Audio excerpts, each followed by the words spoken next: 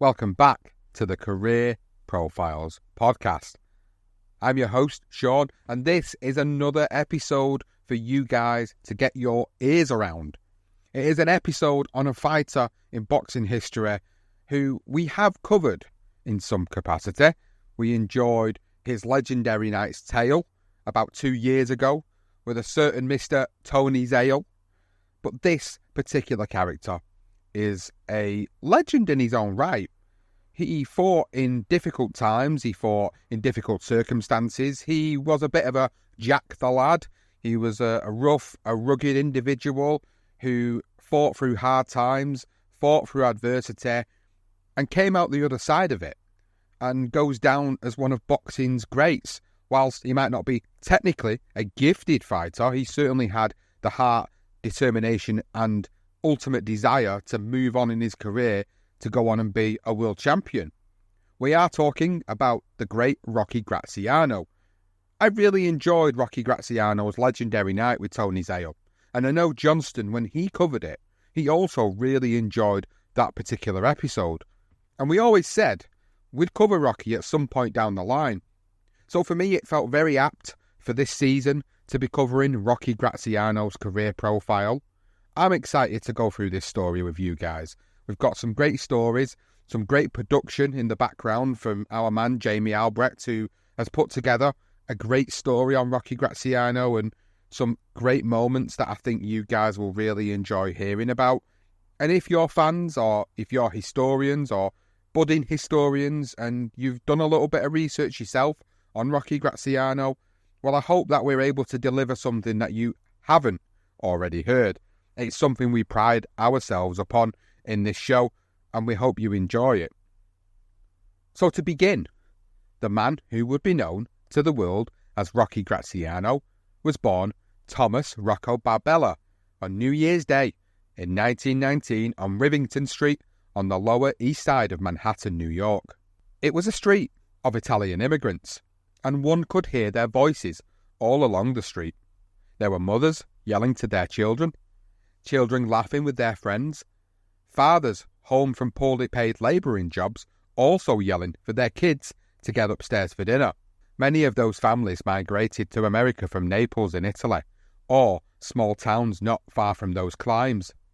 Like many children in that neighbourhood, Rocco was brought into the world by a midwife. His mother, Ida Skinto, groaned in pain whilst delivering him on an old mattress, not really fit for a woman glowing with the miracle of pregnancy. Rocco's father, Nicola Barbella, a sometime boxing pro with a less than stellar record, barely celebrated the arrival of his newborn son. Instead, he shot dice and drank beer in a front room with his boxing pals, all of whom were unemployed and playing for a quick buck. Rivington Street did not contain the family for long. Looking for less costly accommodation, the family moved to Brooklyn, possibly with heavy pockets owing to not paying the rent, as was the unfortunate custom in many a poor area in early 20th century America. There, a young Rocco, as he became known, found the streets to be a school for fledgling tough guys.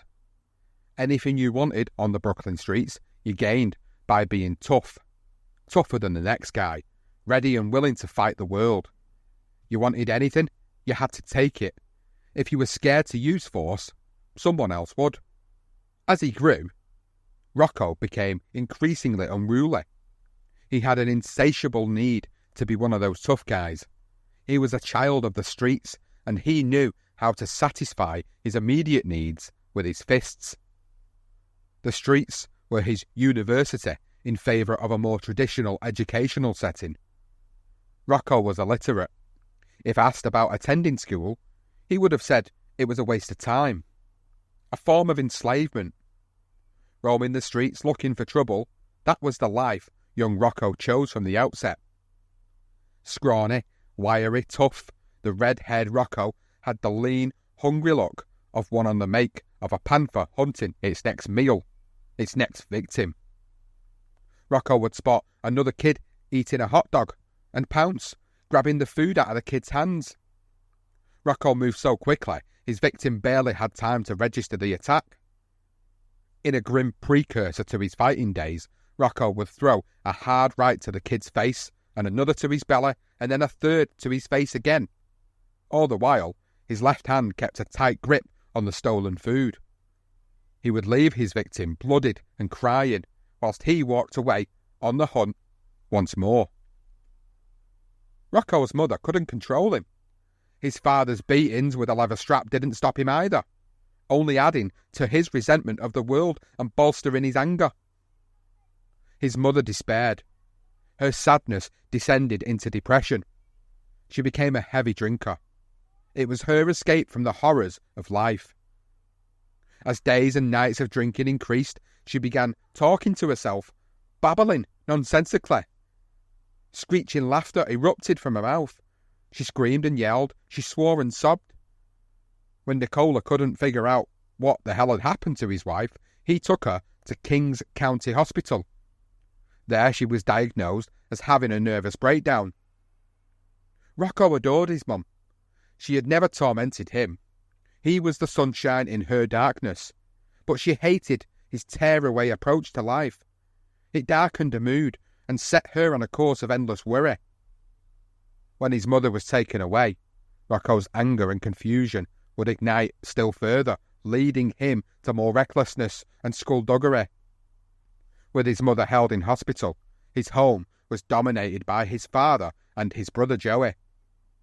Unable to tolerate them, he slept on benches, in abandoned cellars, and occasionally at the apartment of one of his friend's parents' house.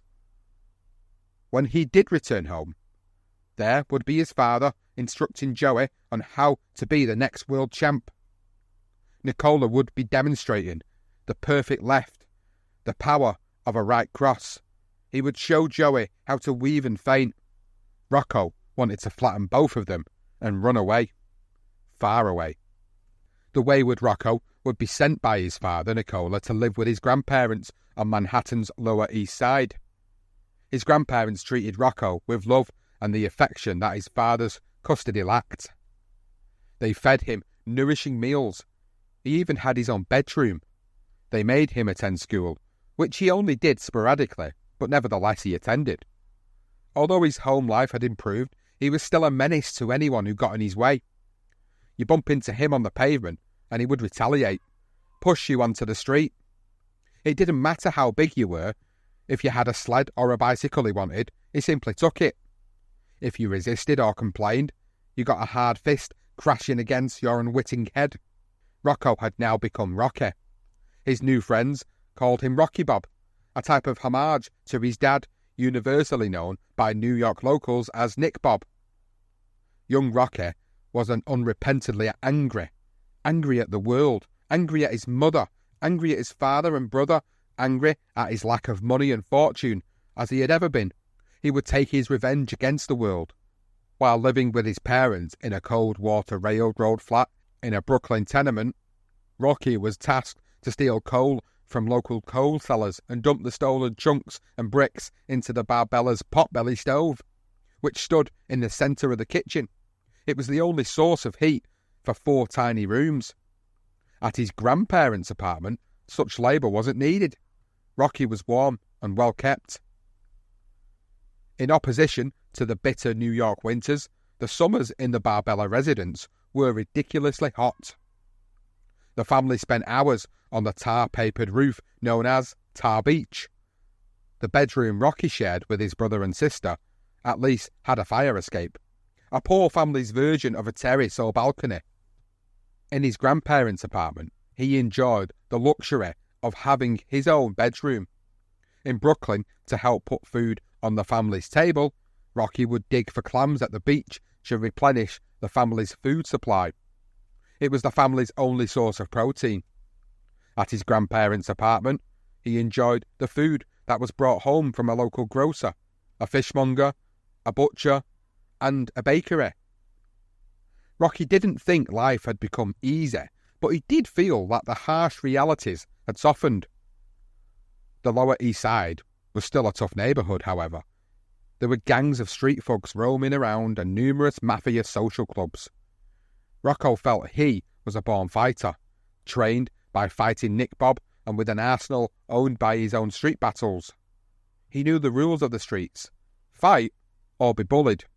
Survive or die. It was up to you. As he wrote about one of his fights in his autobiography, Somebody Up There Likes Me, he said, "Thumb in his eyes, knee in his groin. If I have to fight dirty, I will fight dirty." It wasn't fighting that got Rocco into trouble with the law. It was stealing. He and his gang of 5 thugs stole whatever wasn't nailed down and could be resold for any profit that would suffice. They also stole suits, shirts, hats and shoes so they could copy their screen idols, the gangsters of cinema. They stole watches, clocks and radios, anything that could be fenced. It wasn't a great deal of money, a few dollars at a time in fact, but it was just enough to keep the gang in food. None of them went to school, not with any regularity anyway. Life was lived on the streets, on the rooftops of their apartment blocks, and briefly in the premises of burgled stores. As would be expected of any young tearaway up to no good, the local police would take umbrage with Rocco's nefarious activities, and soon he was arrested. He was sent to a Catholic protectorate after a trial in a family court. There, he enhanced his tough reputation by beating up the head of a gang. He was eventually released and quickly returned to the street life. He was caught and sent back. He would escape, giving him a feeling of invincibility and making him feel like the most daring man in New York. However, it turned out that the police wouldn't be on his trail for his latest crime. He was only actually wanted by the local truant officer. His self-styled gangsterism quickly evaporated. Rocco continued stealing and fighting. As he got older, he was sentenced to serve time in prisons that would not be as cushy as the Catholic protector is. Rocco was embarking on a long road to nowhere, much to the ever-present dismay of his long-suffering mother, Ida. Ida was desperate to save her son, but she had no idea on how to launch his conversion from criminal to upstanding citizen.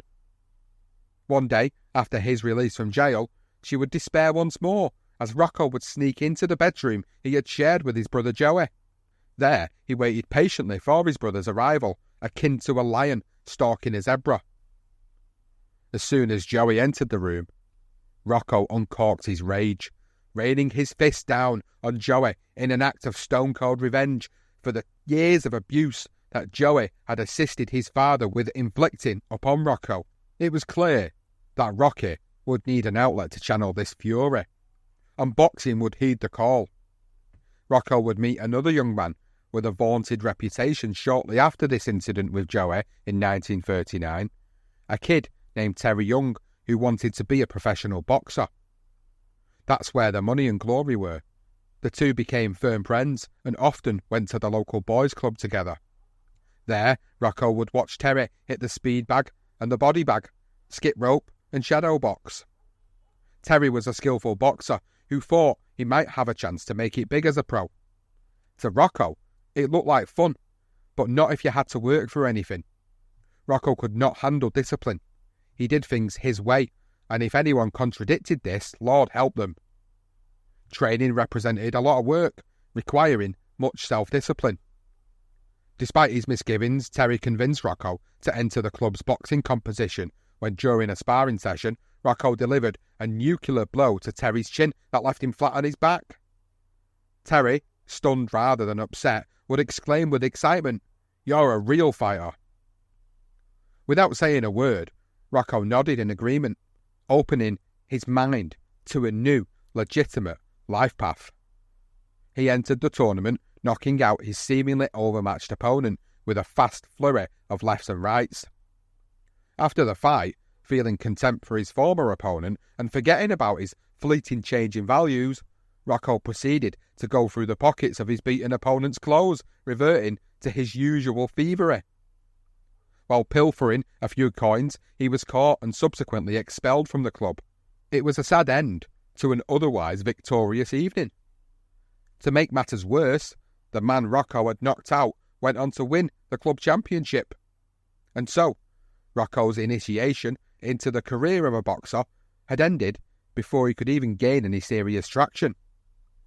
With his shameful episode behind him, Rocco continued his old faithful routine of street fights and more burglary, more delusions of rising to the top of the rackets, of being one of the kingpins, the feared men of the underworld. Yet Terry kept urging Rocco to return to boxing. That's where his future was. It was a vision that Rocco couldn't share with his friend. Unable or unwilling to explain what had happened to him, Rocco laughed at Terry's ambitions for him not believing in himself. He treated Terry as a naive dreamer. Still, the seed of a boxing career had been surreptitiously planted in Rocco's psyche. While too embarrassed and angry to return to the boys' club, Rocco would instead regroup at the Red Range Athletic Club with members of his gang never far behind. Terry Young would again appear with boxing on his mind for the young gang member. Whilst at the Red Range, he presented a new opportunity for Rocco, calling him Rocky in tandem with the name of his gang, Rocky Bob. Terry told him that Joe Giuliani, an aspiring boxer, was sick and could not compete in the New York City Amateur Athletic Union boxing tournament. Terry pandered Rocky to take Joe's place. He appealed to his ego, telling him that he was a top welterweight and he would surely win. Having experienced the power of Rocky's right hook, Terry knew it could deliver Rocky the championship. The boys continued to argue, Rocky treating the idea of boxing as something less than a joke, while Terry kept urging Rocky to use his talent to become an amateur champ. The day ended with neither side convincing the other, but the seeds of doubt had been planted in Rocky's mind. It would make his mother proud. It would also show up his father, who never really thrived in the ring. The next day, Rocky met Terry in front of the boys' club. Terry introduced him to Constantine D'Amato. He had been training Joe and was willing to train the fiery Rocky. Having watched Rocky's lack of technique, D'Amato explained to him that he must learn to jab with his left hand. He just couldn't keep throwing his right as powerful as it was. He needed to learn defensive intricacies too. He couldn't just charge bull-like towards his opponent, going hell for leather and expect to win. The fight was scheduled to take place in the Broadway Arena in Brooklyn. Despite D'Amato's extensive attempts to polish the rough diamond, Rocky would destructively revert to type, detonating a right hook on his opponent to end his maiden bout of the championship in 2 minutes of the first round. A week later, Rocky was entered into the semi-finals. He approached the ring, and there he spotted the same kid he had knocked out a week earlier. When Rocky asked him what he was doing back in the ring, the kid explained that Rocky had not knocked him out. He had knocked out the kid's twin brother. Rocky responded by saying, "Well, kid, I'm going to do you a favour. So your brother won't have anything against you. I'm going to knock you out in the first round too." And true to his prediction, Rocky knocked out the remaining twin in the first round. Rocky now felt he had arrived, that he had achieved something that made him proud, satisfying his yearning for respect, not only from the straight world, but also from the gangsters and the wannabes. From that day on, after I took the city title and got my name in the papers, I couldn't walk down First Avenue or 2nd or across 10th Street without everybody stopping me, he would recall. Seeing an opportunity to cash in on an up-and-coming young welterweight, the local mafia wise guys and their associates started to drop in on Rocky. Sensing a ready-made moneymaker, they wanted to sign him to a long-term professional deal, making him one of their best assets. Terry Young, however, had seen the fighter in Rocky. The wise guys simply saw the dollar signs. The reactions of Rocky's parents to the news were in opposition to one another. His dad boasted about teaching Rocky to fight from the age of 3. Of course, that was a sizable lie. His mother was horrified that her beloved son would follow in the footsteps of Nicola, a violent, quarrelsome alcoholic. She begged Rocky not to continue with boxing, protesting instead that he chooses a day job. The mundaneness of family life without incident. Rocky didn't know whether to be amused or angry. He did know that he wouldn't end up like his father, the mediocre and angry fighting Nick Bob, and he would not follow the example of his honest, hard-working older brother Joey. While Rocky was a black sheep among 4 siblings, he was his own black sheep, and actually not a sheep at all, more like a lone tiger looking to conquer the jungle.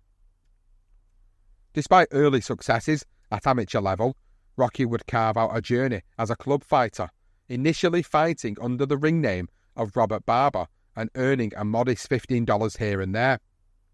He would always win, securing a payday no matter how seemingly small.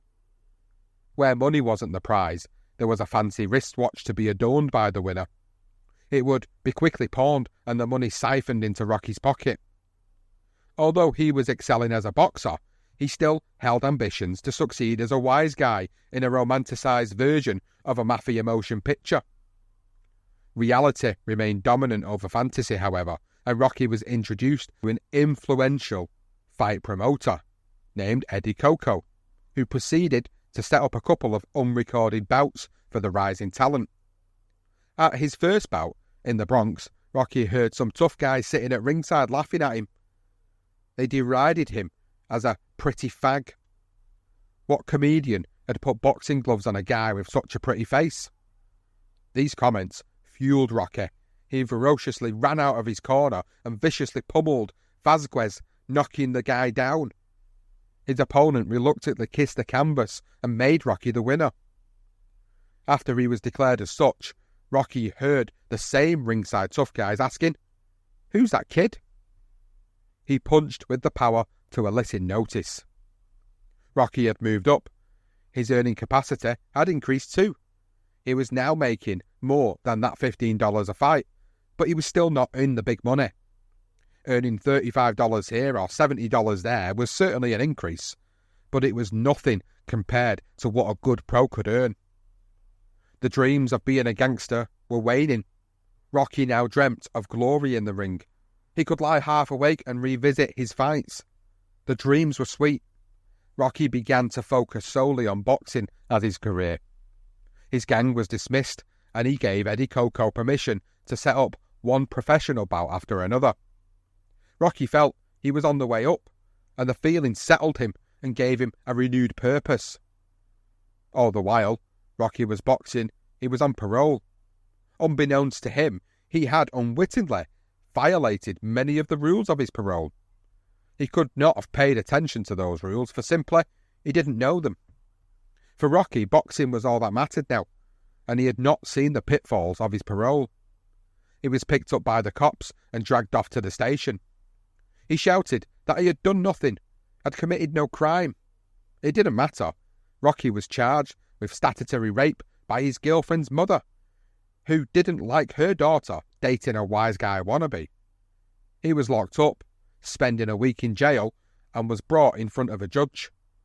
He thought the judge would go easy on him, owing to his so-called celebrity status. While the rape charge was dropped, Rocky was condemned to 6 months in reform school for breaking the conditions of his parole. Asked if he wished to say anything, Rocky told the judge to go to hell. Rocky served the full term, spending a short time in New York's Rikers Island as well, after being transferred for starting a riot. Upon his release, Rocky finally felt free. Free to pursue his career as a boxer. Free to walk down the streets of New York without the cops accosting him. He felt he could start with a clean slate. He wouldn't have to look over his shoulder and worry about disgracing his mum. He had plans, big plans, and nothing and no one would get in his way. He would find glory at any cost. However, 2 months after his release, his dreams were dashed when he received a draft notice from the US Army. He was to report for his induction into the armed forces. For basic training, he was sent to Governor's Island. From there, he was sent to Fort Dix, New Jersey, with thousands of other young recruits. World War II was raging in Europe and the Pacific, yet Rocky was unconcerned. The only war he cared for was in the ring. The army was Rocky's hell. It was too regimented, with less freedom of choice than you'd have in prison. The officers shouted, "Jump," and the recruits shouted, "How high?" It was demeaning to such a free spirit. Rocky openly defied the army. He rebelled against all orders. He refused to do what he was told to do. "Fuck you," was a common answer to any forceful request. He once battered a corporal. He tried to start up some crap games and organise a small black market operation, and often went AWOL. Finally being brought before one of the fort commanding officers, a captain, Rocky was ordered to stand to attention whilst being loudly disciplined, and was told he was typical of most New York Jews and Italians, and that the army would knock the New York wise guy spirit right out of him. As the angry captain got up from the chair behind his desk, Rocky hit him hard, knocking him over his desk and onto the floor where he lay comatose. Following that altercation, Rocky managed to sneak out of the camp and make his way back to his parents' apartment on the Lower East Side. It seemed as if Rocky's dreams of becoming a championship fighter would end in another prison sentence. Terry Young would once again represent Rocky's guardian angel upon his return to New York whilst on the run. Young took him to Stillman's Gym, a famous boxing establishment on 8th Avenue in Manhattan. It was where some of the era's most celebrated champions had trained. The facility was managed by Lou Stillman, a gruff-talking ex-cop who perpetually puffed on a cigar and carried a snub-nosed .38 caliber pistol in a shoulder holster. He made sure the gym was always filthy. So filthy, in fact, that heavyweight champion Gene Tunney refused to train there. The floors were never swept, and the windows were caked in grime, giving the gym a harsh feel, a place where fistic steel was forged. Boxers, trainers, and managers loved the place, and so did the fans and bookies who paid to watch the fighters train. Rocky entered Stillman's, not knowing he was entering his sanctuary, the place where he would learn to be a world champion, where his eyes would be opened to a prosperous future, one where he would be celebrated as one of the most exciting fighters of his time, as the eventual middleweight champion of the world. Terry introduced Rocky to his own manager, Irving Cohen, who took one look at Rocky and told him not to become a pro fighter. He thought Rocky was too good looking to get his face messed up, to wear scar tissue above and below his eyes, or to get his nose flattened and his ears remodelled. And worse still, suffer brain damage. Irving described one such sad case who, while sitting at ringside, began trembling at the sound of the bell. He said, "If you knew what it was like, you wouldn't want to be a fighter. Take my advice. You look like a good kid, a smart fellow. You go find yourself a job that pays $50 a week, and you'll be thankful you listened to me." Rocky, of course, refused to accept that advice. He asked to have a fight, to get into the ring and impress Irving with his skills and power. Following Terry's urging to give Rocky a chance, Irving caved. Rocky changed into a pair of boxing shorts. He had his fist tape, put on a pair of gloves, and entered the ring to fight the former middleweight champion of Argentina. Rocky, eager to show his stuff and collect a few dollars, knocked out the Argentinian with a hard right cross to the guy's left temple. He landed on the canvas with a thump. Before the referee could count to 10, Irving Cohen had changed his opinion. He wanted to manage Rocky and get him one of the best trainers in the business, Whitey Bimstein. Rocky refused. Training meant discipline, and Rocky didn't do discipline. He left quickly, letting Irving know he would only be back when professional fights had been arranged for him. Rocky's career as a free man was short-lived. He was eventually picked up by 2 military policemen and was on his way back to prison. After being locked up for a short while, he was told he should return to Fort Dix, where he would be subject to a court-martial. He was also told that no guards would accompany him to the fort. He would be on his own. If he proved himself honourable and didn't abscond from his trial, his sentence would be reduced. Instead of returning to Fort Dix, Rocky returned to Stillman's Gym. He conferred with Irving Cohen, to whom he lied, saying he had been away to get his discharge from the army. Irving didn't know Rocky's surname, and he needed it to obtain a boxing licence for his new charge. Not willing to use his real name in case he was being hunted, Rocky informed Irving that his surname was Graziano, the surname of a friend, Dominic, who had been taken to jail himself. Surely he wouldn't protest too much. Irvin set up a series of fights for Rocky.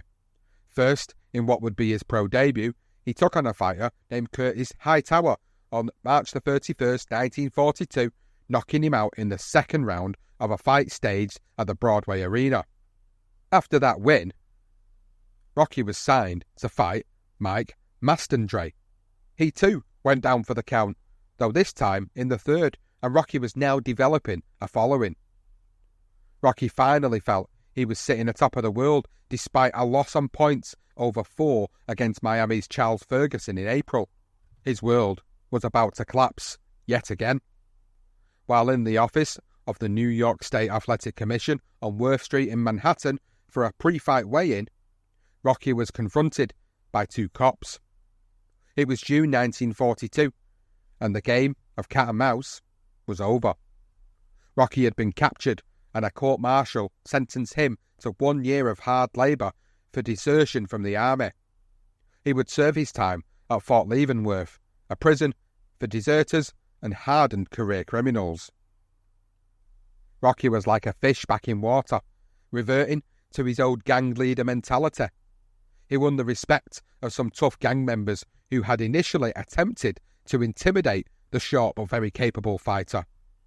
Rocky was only 5'7", but he challenged the leader of the toughest prison gang, a 6'4" illiterate hillbilly named Harvey Miller. Rocky's unwavering ferocity and dogged determination were enough for the 2 men to become friends. He would listen in awe as Rocky recounted tales of his old gang-led exploits. When Harvey told Rocky he wanted to find Jews to beat up, Rocky introduced him to his pal, Julie Kaplan. Harvey, who had never met a Jew, refused to believe that Kaplan was a Jew, explaining that he wasn't the devil, he didn't have the horns. Rocky explained that Jews looked like everyone else and that Julie was his friend and should be respected too. Harvey was amazed, but accepted Rocky's friend as another prison colleague, sweeping aside his prejudice. It was another man, Sergeant Johnny Highland, who gave Rocky the opportunity to prove that he was a truly promising prospect in the arena of controlled combat. Rocky had begged the sergeant to let him join the boxing squad, but the sergeant sneered at Rocky's short height and pretty face. Rocky finally said he would fight anyone the sergeant wanted to put in the ring against him. The sergeant, seeing an opportunity to humble the upstart, put him in against a light heavyweight named Brownie Davis from Chicago.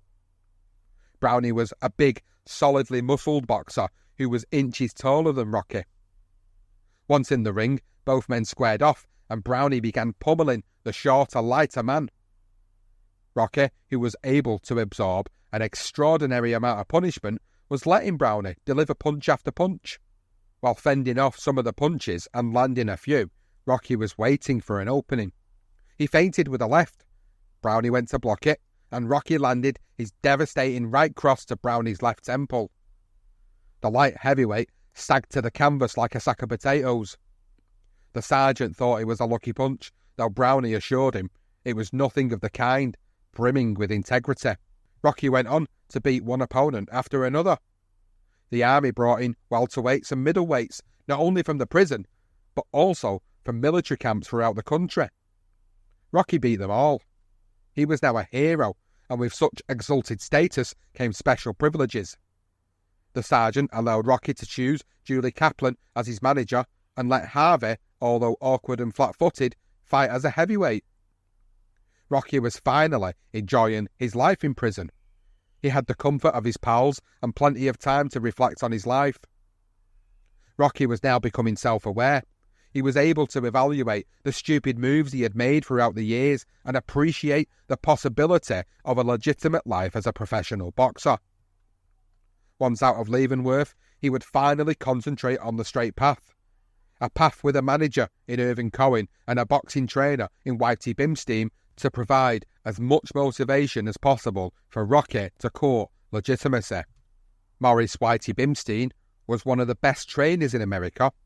As a professional boxer residing at bantamweight, Whitey had 70 fights, and his face was a tattooed reminder of those long-gone days. His pink oval face, with puffy tufts of snowy white hair shooting out on the sides of his rounded cranium, gave him the look of a favourite uncle. His colouring and features led many people, upon first meeting him, to think he was of Irish descent, a small pink leprechaun of a man. But ethnicity mattered little to Whitey. He lived in the world of boxing, where men were judged by their skill, not their ethnicity, race or religion. A boxer was a boxer, and he was distinguished by his talent and technical skill, and, of course, his ability to win. Whitey was brilliant at motivating his fighters. Vinnie Ferguson, a contemporary middleweight of the time, described Whitey as one of the best psychologists in the world. He said this of him: he would light a fire under you. He'd maybe tell you that the other guy insulted you or something. He knew how to get things out of guys. He'd say, "This guy can't carry your gym bag," or "This guy is a baby compared to you." Whitey had a reputation as a tough guy, someone who only cared about winning. It was not true. He was devoted to his fighters, first and foremost. He taught them how to protect themselves, how to maintain the highest levels of physical fitness and well-being. Whitey made sure they ate regularly and got sufficient sleep. Indeed, when it came to his boxers, he cared for them like a father to his sons. To Whitey, being a trainer meant you protected your boxers, catering to their every need, both physical and psychological. Bimstein was a combination of psychologist, gym teacher, boxing trainer, father confessor, a friend, motivational speaker. He loved a good drink and rarely got drunk. He loved a good meal and often ate enough for 2 or 3 larger men. He seemed like a larger-than-life character animated from the pages of a novel. For his ability as a cutman alone, Whitey was the elite. He had stitched cuts, staunched bleeding lips and noses, and opened eyes that had been swollen shut. He did it all in a matter of seconds between rounds, and with a level of tender loving care not consistent with the violence of the ring. His fighters would do whatever he told them to do, and he never gave bad advice. Mistakes were not in his itinerary. Every word was thoughtfully chosen with success in mind. He knew how to exploit a foe's weakness and carve a path to victory. Whitey had been a cornerman for some of the greatest names in boxing. Names like Harry Greb, Gene Tunney, James J. Braddock, Tony Galento and Rocky Marciano. They were listed among his clientele. If ever there had been a championship for boxing trainers, Whitey would have been in perpetual contention. It was Rocky's good fortune that such a behemoth came into his life. Without Whitey's knowledge, skills and paternal-like attentiveness, Rocky may have continued to stray from life straight and narrow, choosing crime over boxing. And if he hadn't been a boxer, Rocky very well could have become a lifer at a federal penitentiary, as many of his friends had become. Irving Cohen, Rocky's brilliant and empathetic manager, had seen potential in the young, rebellious Rocco. Cohen knew Rocky was raw and unschooled. He needed a trainer, and Whitey would be ideal for the young man with the world on his shoulders.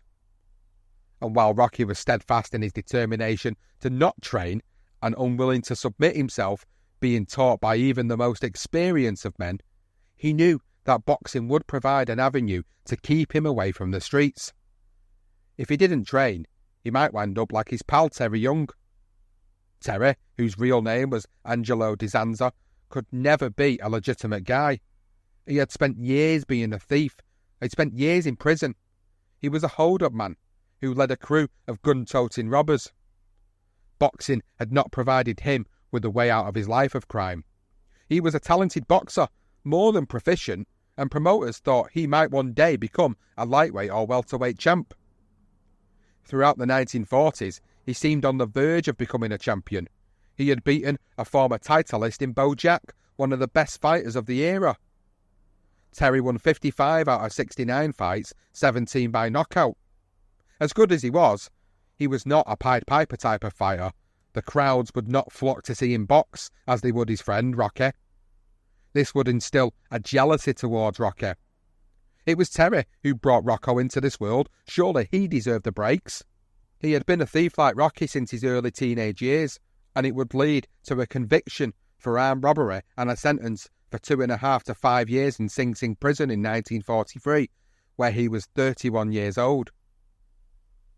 His end as a thief, a boxer, and all-around career criminal was a sad story. Terry was shot dead at an East Side social club, the Playboy Social Club, where Terry often spent many hours in the company of fellow criminals. Photos of him in the ring were posted on the walls, although Terry was never an official member of the club. One night while socialising, Terry was shot in the back. He had been drinking in the back of the club and after being shot managed to stagger to the entrance where he collapsed and succumbed to his fate. He was only 46 years old. A few local newspapers noted his passing, detailing his record as a fighter.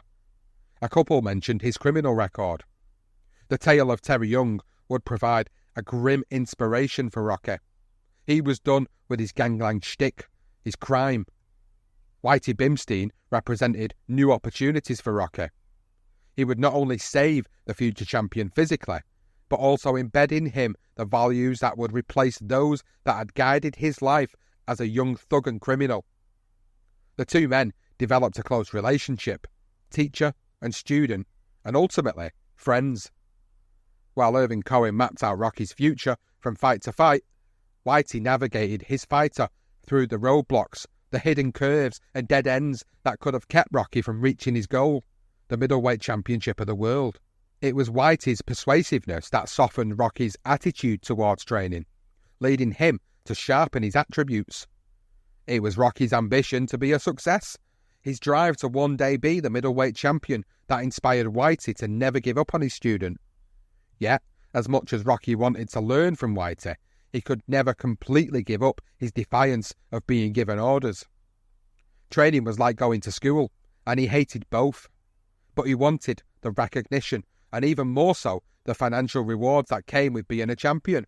Whitey's quote about training could just as easily have been uttered by Rocky. In his book, Cornermen, he is quoted as saying, "I hated school and I hated training. It didn't make sense to me in those days that a fighter had to waste all that time fooling around with punching bags and getting up at dawn so that he could chase his shadow on the park." Rocky was indeed Whitey's most difficult project, though they worked because of a shared disdain for parts of life. They were both rebels, haters of rules, haters of authority. Of course, Whitey no longer had to train as a boxer. He was the trainer, and Rocky was the trainee. Speaking of Rocky, Whitey is quoted as stating, "You've got to give guys who punch with Rocky, or he don't like it. Give him a boxer in the gym, and it's no good." In the beginning, we had trouble getting Rocky in the gym, but once he started to make money, I had no trouble getting Graziano to work. Rock can be very serious about money. As time passed and Whitey's reputation grew, he was fast becoming a legend, and he did so, attracting many former boxers who wanted to become trainers too. Whitey's most outstanding young protege was Al Silvani, who had witnessed his older brother, a professional boxer, being badly beaten in a bout due to poor advice from his trainer.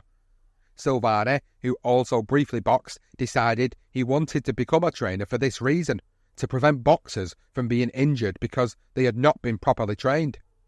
For Silvani, training equaled success in the ring. Whitey hired him, and Silvani assisted him in training Rocky. He described Rocky as a rough piece of work, a guy who had a powerful right by saying, "He'd always choke you with his left hand and hit you with the right hand and knock your head in." Silvani was developing his own reputation as a winning trainer. Young boxers who couldn't get a slot with Whitey sought out Silvani instead. In 1941, a young Frank Sinatra showed up at Stillman's gym and requested that Silvani give him boxing lessons. He agreed to coach the then rising crooner who was just making a name for himself in the basic elements of boxing.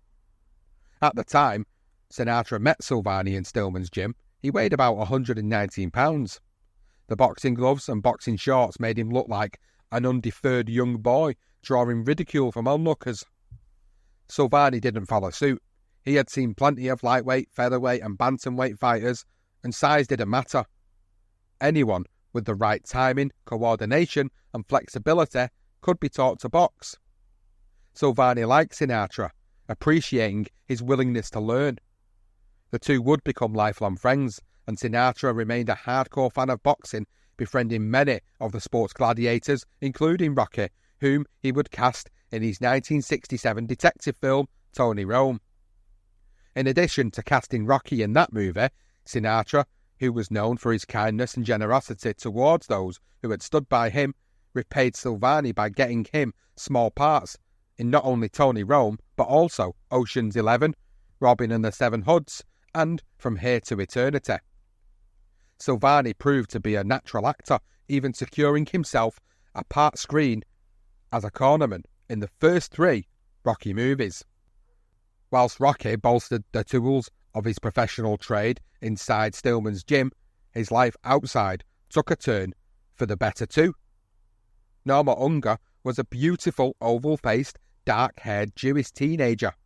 She was of German descent and lived with her mother and stepfather on Ocean Parkway in Brooklyn, an affluent Jewish neighbourhood. Norma loved to hang out on the Lower East Side, where she met and befriended Yolanda Barbella, Rocky's sister. Although one was Jewish and the other Catholic, one was of German extraction and the other Italian, and one was middle class and the other from a less working class family, the two girls fast became friends. Their separate worlds met in their shared interests. On most weekends the two met and laughed, bonding over shared interests. In Norma, Yolanda saw a stabilising influence for her marauding brother, who she felt would end up resigned to a life of criminality without her. Yolanda did not want to be the sister of a convict, and so she regaled Norma with stories about her handsome, restless brother, so daring and headstrong, like a character from the movies the friend so freely dreamed about. She was determined to play Cupid. On a few occasions, she tried to get them to date one another. Rocky had no interest in dating Norma, though. He could set up his own dates. He didn't need his sister interfering in his life. When she couldn't get Rocky to even meet with Norma, Yolanda suggested a double date, much to Rocky's irritation. He said, "What? Are you kidding me?" While Norma smiled at Yolanda's efforts and pretended she didn't mind, she was annoyed. Yes, Rocky had his own life and would probably continue to ignore her, but Norma also believed that one day he would pause to notice her and then maybe act like a gentleman. The way it was going, that one day seemed quite far off. It might never happen, and they could end up with someone else. Yolanda, however, wouldn't give up. She could be as relentless as her brother's fighting style. She constantly insisted that Rocky meet Norma, and he would nod by saying, yeah, don't bother me, I'll find my own girlfriends. He didn't need his sister to be the matchmaker. But then, one Friday night in June of 1943, after he had knocked out a young fighter named Frankie Falco at the Fort Hamilton Arena, Rocky went home to shower, prepping for an evening with Terry Young. On his way out of his apartment building, Rocky saw his sister talking with Norma outside. His sister, the matchmaker, would not give up. Determined to avoid both women, Rocky pulled his hat low on his forehead, determined to run down the stairs and past the girls, avoiding so much as eye contact. Just before he could exit the building, Yolanda grabbed one sleeve of Rocky's jacket and wouldn't let it go. "Rocky, I want you to meet Norma," she said. Yolanda yanked at his sleeve, almost pleading. Rocky turned his face up and pushed back the brim of his hat. He looked at Norma's face intently and the curves of her figure. He later recalled that she had a nice trim figure. She's got nice dark eyes and she's smiling at me like she's a little bit shy. Rocky smiled and nodded at Norma and said he might see her around someday. She returned the smile and felt that fate was now moving in her direction. Rocky, however, exited the lobby rapidly. He leapt into his old Ford Jalopy and rode off as if being chased by the police. After driving a few miles, not thinking of where he was going and what he was doing, he parked and suddenly realised he was attracted to Norma. One night, he was driving around the Lower East Side in his noisy, rattling old Ford Jalopy. The wheels of the car splashed through large, dirty puddles as the rain beat on the tin roof. Rocky decided to stop for coffee on the East 8th Street. He parked the car alongside the curb and turned off the engine, and there, he spotted her, walking by herself in the rain. It was Norma, dressed in a tan, belted trench coat. Rocky responded to her as if she was lost, in need of protection and shelter. He called out her name, saying, "Norma! Hey, Norma!" Rocky opened the passenger side door of the car and gestured for her to get in, out of the rain. She sat down and removed her wet headscarf. They sat in the car and talked for a while, steaming up the windows. And after nearly an hour of deep conversation, Rocky offered to drive Norma back to Brooklyn and escort her to the front door of her home. When he started the engine of the car, he remembered that the gas tank was nearly empty and he had less than $1 in his pockets. He wasn't going to ask Norma for money. He was too proud for that. After all, he was a boxer, earning decent money. He suggested, instead, that he accompany her back to Brooklyn on the subway. She smiled a shy smile and then nodded. They drove to East 10th Street where Rocky parked the car, and then they walked in the rain to 14th Street to catch the subway to Brooklyn. And so began a romance that would last until Rocky passed away. It was a romance free of the extramarital affairs that plague many of the stories of the greatest fighters. Rocky couldn't believe he had attracted a girl from a world so far above his own social standing. Norma represented a world of comfort, stability and security to Rocky. Despite their love, they didn't share Rocky's greatest passion. Norma disliked the idea of two men getting in a ring and punching one another to a standstill. She never wanted to watch Rocky spar or even train, and she certainly didn't want to watch him fight. Yet, she would never prohibit him. If boxing was what he wanted to do, needed to do, and if it made him the man he was, it was fine with her. She'd never stand in his way. In victory or defeat, Rocky could depend on Norma to welcome him home after a fight. The only fight she witnessed, unwittingly, occurred late one night when she and Rocky were walking down 8th Street in Greenwich Village. It was not an organised encounter, as Rocky had become accustomed to, but a street fight. It happened during World War II, and 3 sailors, slightly drunk, were trailing behind the couple. The sailors, in loud, aggressive voices, asked what a guy was doing at a uniform. He must be a civilian, they said, a draft dodger, or a homosexual. They yelled offensive slurs as if they were drill sergeants barking out orders at a nervous young recruit. They wanted to taunt Rocky, worse still, beat him up and incapacitate him. Unable to elicit a response, the sailors started shouting that Norma must be a transvestite. They laughed loudly, yelling insults and following the couple up 5th Avenue to 9th Street. Rocky squeezed Norma's hand and told her not to worry.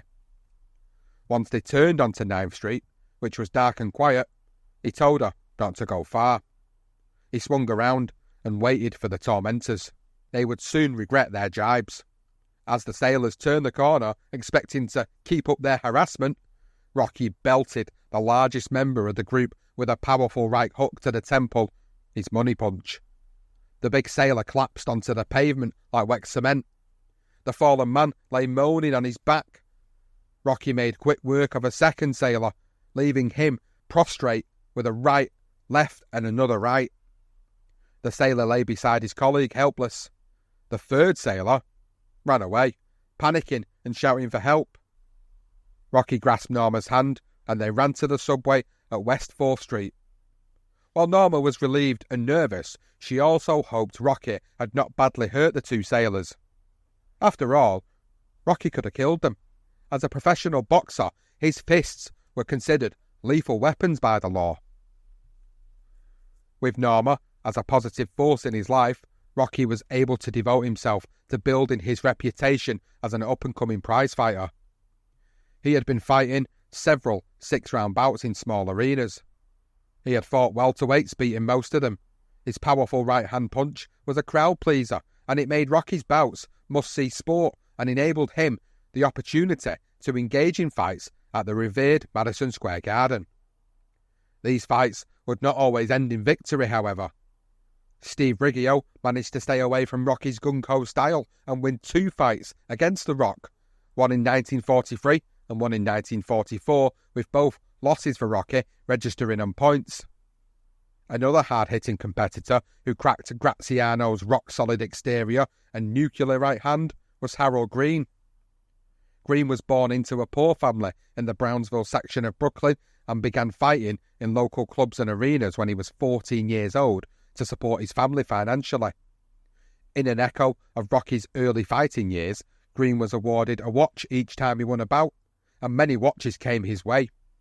He would pawn each of them for $10, giving the money to his parents.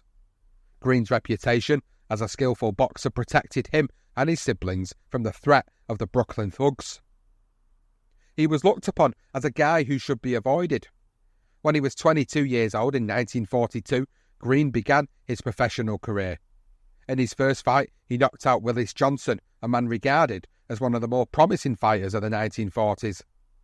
Green continued boxing, winning fight after fight.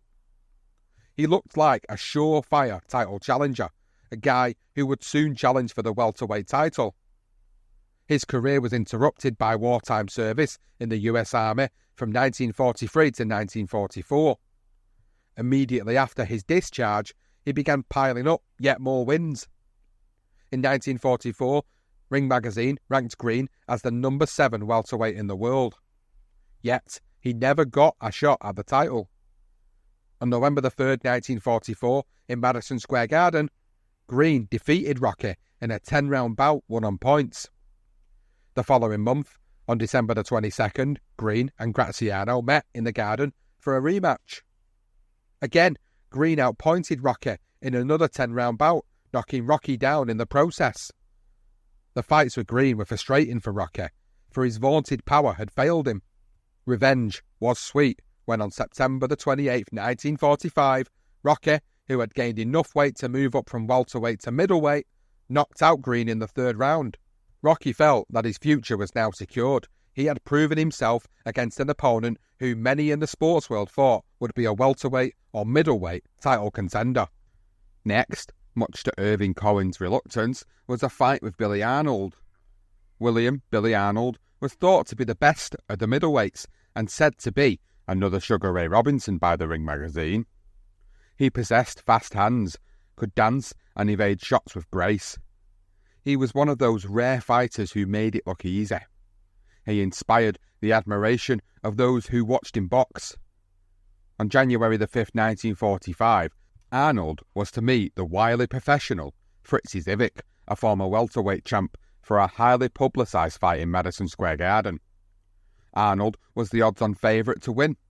At aged 31, Zivic was seen as over the hill. He was 9 years older than Arnold and 9 pounds heavier.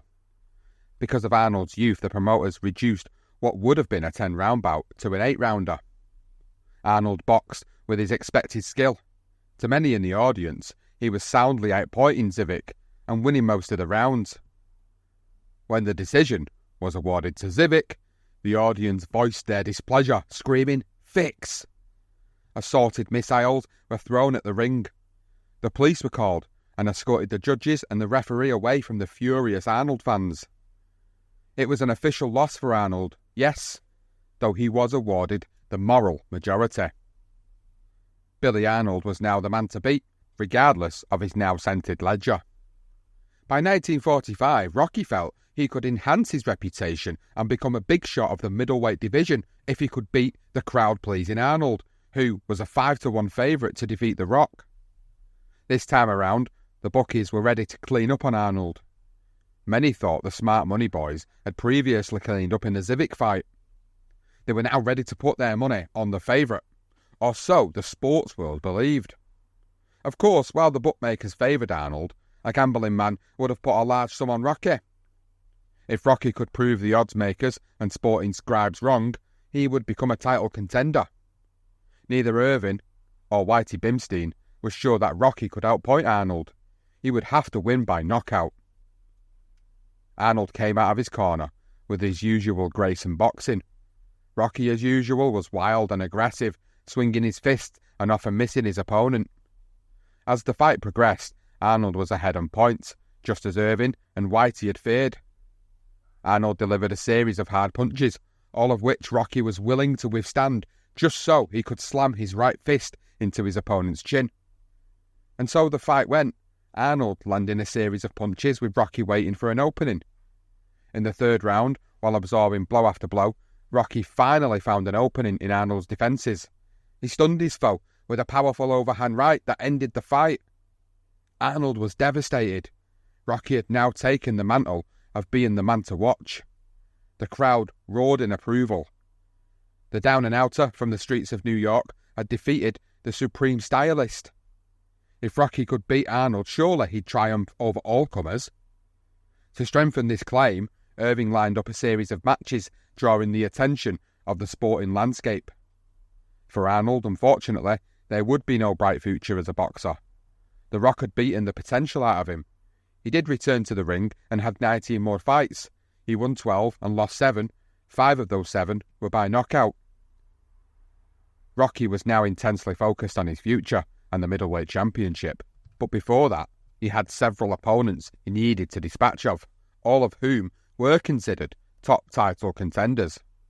Rocky's first bout was against the tough and sometimes wild Al "Bummy" Davis on 25th of May 1945. The fight was like the preceding description of Davis, wild.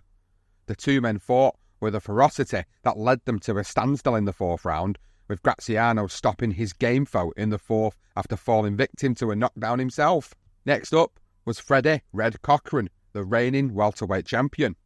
It was an audition for Rocky's capability for competing at the current world class, one which he passed with aplomb when he knocked out Cochran in the 10th round of a fight that would win the prestigious Ring Magazine's Fight of the Year award for 1945. Graziano would repeat the feat in a very similarly fought rematch less than 2 months later in August of 1945. Rocky had underlined his class and would register 3 more wins against Harold Green, Sonny Horn and Marty Servo respectively. The stage was now set for Graziano to try and sit atop the middleweight throne at the expense of the man who helped cement his legacy as a boxing great, the Man of Steel, Tony Zale. Now, as I mentioned at the top of this episode, we have done a Legendary Night's Tale on Graziano and Zale, so please do go back and listen to that episode on the Legendary Nights podcast feed for all of the great breakdowns and analysis of the fight and all the details that surrounded it. But for the benefit of those who haven't listened to that episode, we will go through some information regarding their 3 epic encounters. Now, nearly 40,000 fans paid just over $342,000 to witness 2 of the toughest gladiators to ever meet in a boxing ring on 27th of September 1946. For Rocky, it would be his biggest payday thus far. He knew he would pocket a large chunk of the take, and if he won, his ambition would be fulfilled. He would be the world middleweight champion with the ability to command even larger sums, and not just from boxing matches, but also from the trapping of the status, TV appearances, endorsements. The winner took all. The combination of money, fame, glory, and the ability to completely shut the door on poverty and his former life were his powerful motivations. Rocky seemed cool and calm, with not a bead of perspiration on him. He didn't yell at anyone, didn't lose his temper, didn't curse and throw things at the wall. He was focused solely on defeating Tony Zale. If he felt fear at the prospect of going up against a winner of 4 middleweight championship bouts, he didn't let anyone know about it. He wouldn't even admit that to himself.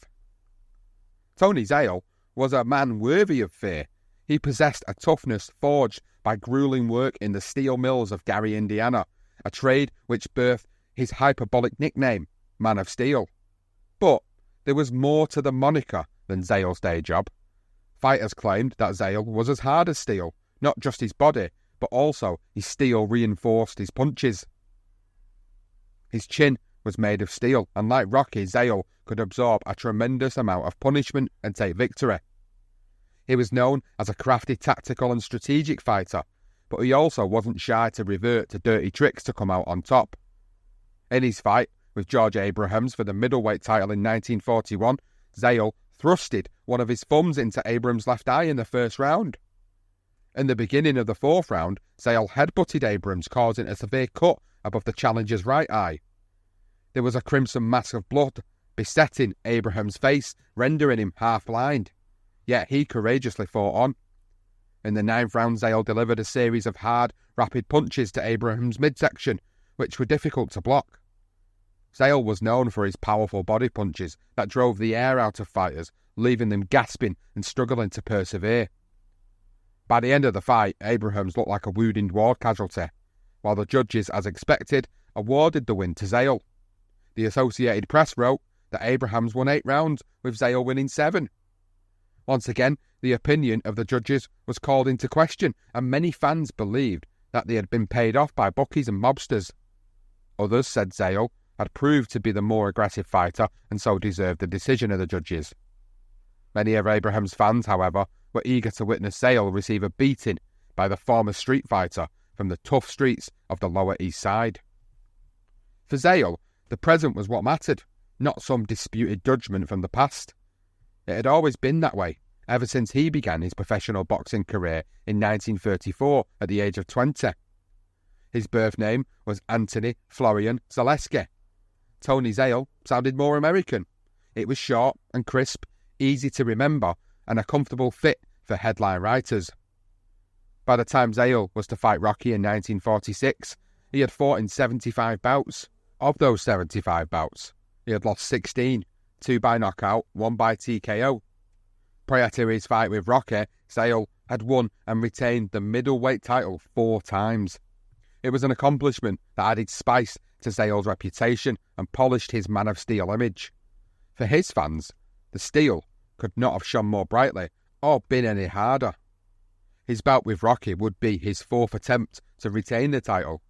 He was now 32 years of age and had been in the Navy for 4 years, and some said he was not as tough, not as strong, and not as fast as he had once been. Others said that the military had made him even stronger than he had been in 1942. The boxing world was eager to see who was right. On April 3rd, 1946, promoter Mike Jacobs confirmed that Tony Zale would fight Rocky Graziano for the World Middleweight title when he issued a statement announcing that the pair had been matched to meet in the Yankee Stadium on July 25th, 1946 for a 15-round bout.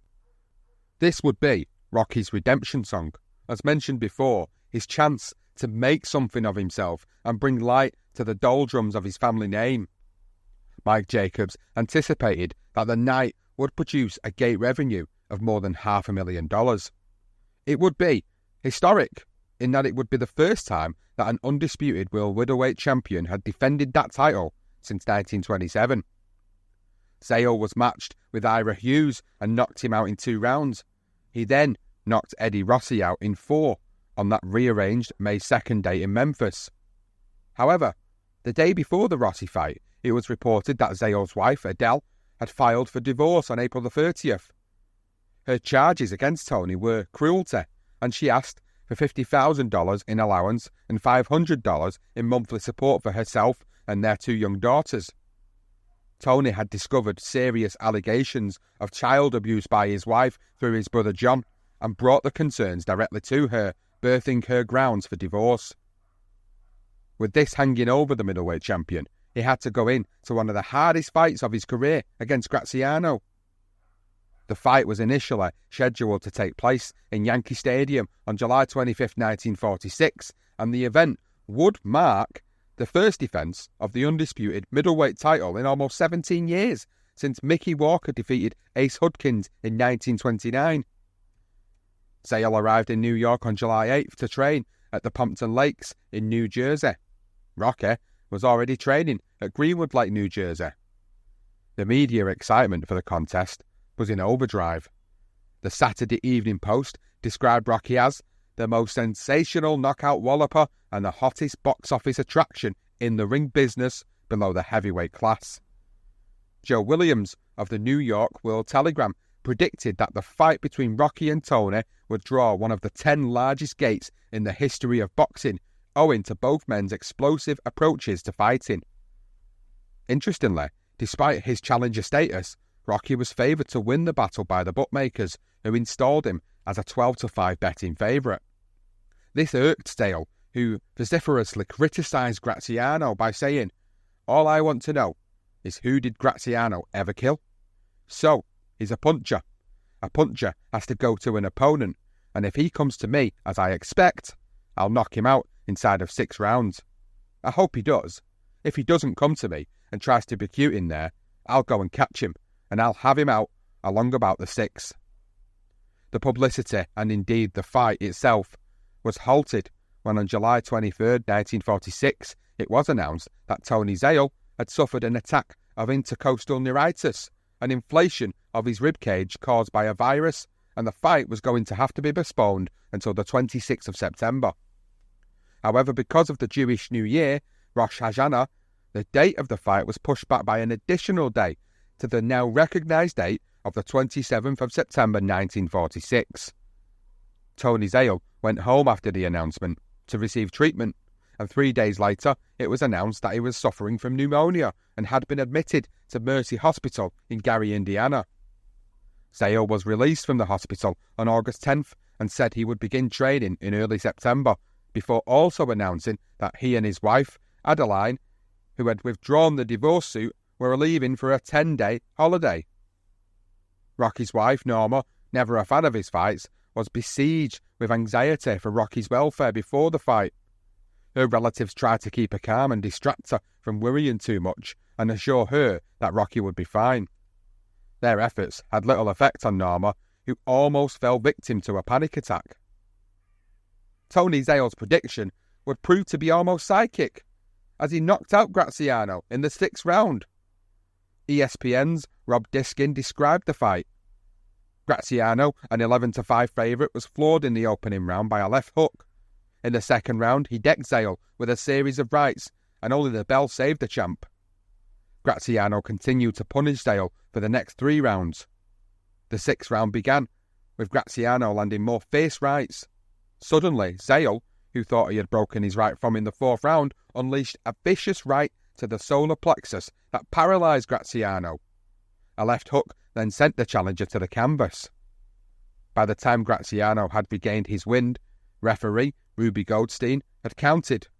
When Graziano rose, he was ready for more, while Zale, although still the champion, had the look of a beaten fighter. Rocky, who appeared relatively unmarked in relation to the victorious blood-soaked Zale, would comment to the reporter John Devaney after the fight with an air of defiance about his demeanour. He said, "Hell, he looked like the loser, me the winner." Rocky would receive a cold reception from his supporters in the aftermath of that war with Zale.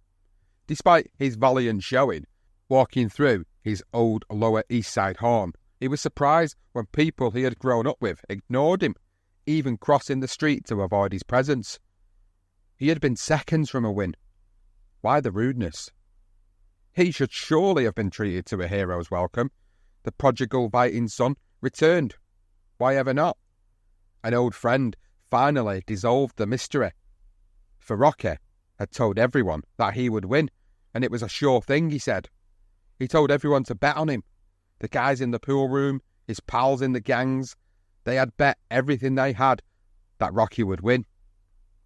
They thought the fight was now fixed for Rocky. That was how they saw the world, Rocky said. He would win. So, as far as they was concerned, he was going to win, and that it was a fixed fight. No doubt about it, he not only let them down, they felt, but he had also breached their trust. He was a fake, a fraud, a bad guy. He was in it for himself. Everyone at home now figured they couldn't trust their old pal. He should have told them to put their money on Zale and not betrayed them.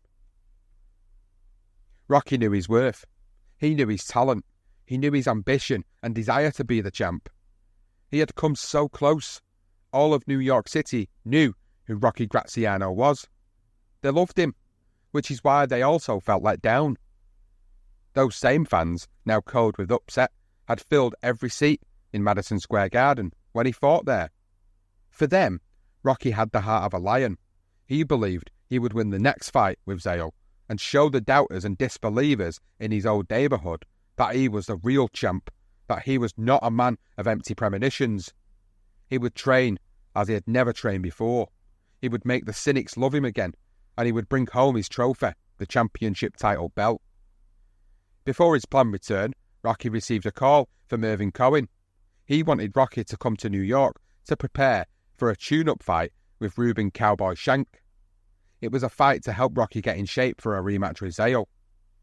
Against Shank, Rocky could try out a new, less bullish strategy. The fight would keep him primed, on his toes. Now, while working out at Stillman's gym, Rocky pulled some muscles in his back. And to relax those muscles, he got a rub down, but it didn't help.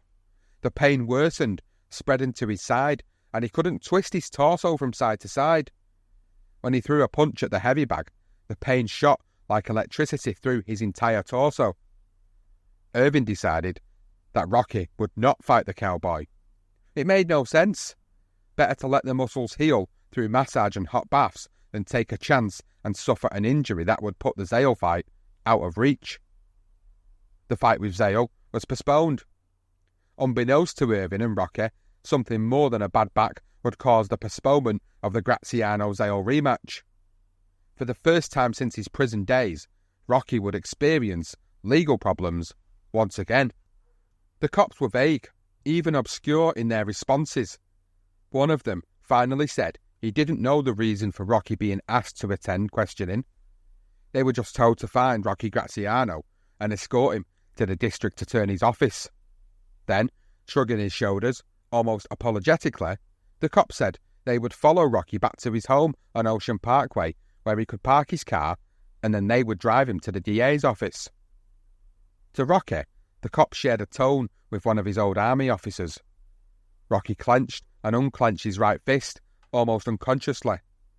He didn't know how hard he was about to be hit. For what reason? And he wouldn't be able to hit back. His curiosity was quelled when a big, bold headline on the front page of the New York Times exclaimed, "Graziano loses his license, censored for silence on Fix."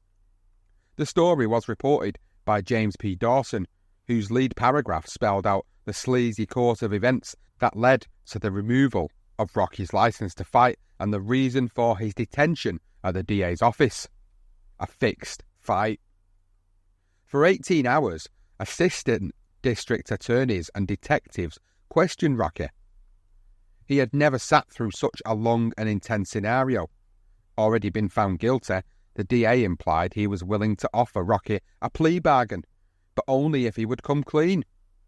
When Rocky said he wanted to speak with his lawyer, the DA discouraged him from doing so, telling him it wasn't necessary, for Rocky was in no legal jeopardy. He was told it wouldn't help the mess he was in. They told him a lawyer didn't know the answers to their questions, and thus could be of no help to Rocky. They tried to unsettle Rocky, scare him, let him know they held the fate of his boxing career in their powerful hands. Rocky sneered at any attempts to coerce him into a confession. He evidenced a spine of steel. He would not bend for them. Seeing that their tactics were only making Rocky angry and adamant that he would not cooperate, the DA and the detective changed tact. Where accusations and threats had failed, they now employed flattery, appealing to Rocky's ego. They told him how much they admired his skill, his endurance, his heart as a fighter. He was such a phenomenon that he was sure to beat any opponent. He would do to the middleweight division what Joe Louis had done to the heavyweight division. They told Rocky he was a wonderful and inspiring role model for kids and young men. Did he want to spoil his reputation in their eyes? To Rocky, the transparent flattery being spouted was a source of hilarity. Rocky was smart enough to avoid showing his feelings. He saw his interrogators as bullies, no different than the cops who had pushed him around when he was a teenager. In those days of his delinquent life, he had suffered real beatings at the hands of cops who knew how to do it without leaving any marks. He had been beaten by fists to the back of his head, a rubber hose had been used on the backs of his legs, and a set of brass knuckles had been driven into his gut, forcing him to gasp for air. In those days, he would either lie motionless on a cement cell floor or spit at the cop beating him and let him know he wasn't hurt. He didn't give in to them then, and he wouldn't give in to them now. In the ring, he could absorb more punishment than any other fighter, and he would take whatever these guys were prepared to dish out, both verbally and physically. He was not about to cave in the face of an inquisition. Rocky was proving too tough for the DA and the cops. They just couldn't get him to break. He refused to admit he had been offered a bribe. He asserted that if someone had offered him $100,000 to throw a fight, he wouldn't take it. The prosecutors quickly pounced, presuming that this angle was actually a confession, that someone had in fact offered Rocky that sum of money to throw the fight with Cowboy Shank. Rocky scoffed, telling them they were crazy. Cowboy Shank was a bum, hardly worth fighting in fact. If Rocky had taken a bribe and lost to him, a fix would have been obvious. On top of that, Rocky wouldn't take a dive for anyone. Next, the prosecutors accused Rocky of faking a back injury, pretending he had injured himself so he would not have to disappoint his friends and the gamblers who had planned on betting against him. It absolved him of moral guilt. The prosecutor said he understood that Rocky had no choice but to feign a back injury. His life would be endangered if he won such a bout, and the gamblers were compromised. If he had taken the money and then intentionally lost to the cowboy, fight fans would lose all respect for him, let alone the loss of self-respect Rocky would endure. If he had done such a thing, his reputation as a boxer would be forever tarnished. Would he ever get another important fight if he had lost to the cowboy? They said it was unlikely. So either way, he had no choice. He had to fake an injury to extricate himself from being victimised by a catch-22 situation. They understood, and Rocky had no choice but to come clean. Nonsense, contended Rocky. He had a genuine injury, and he slammed the desk in front of him. He leapt to his feet, overturning his chair. He called the DA a liar. He didn't have to stand for this shit. He had attended this voluntarily.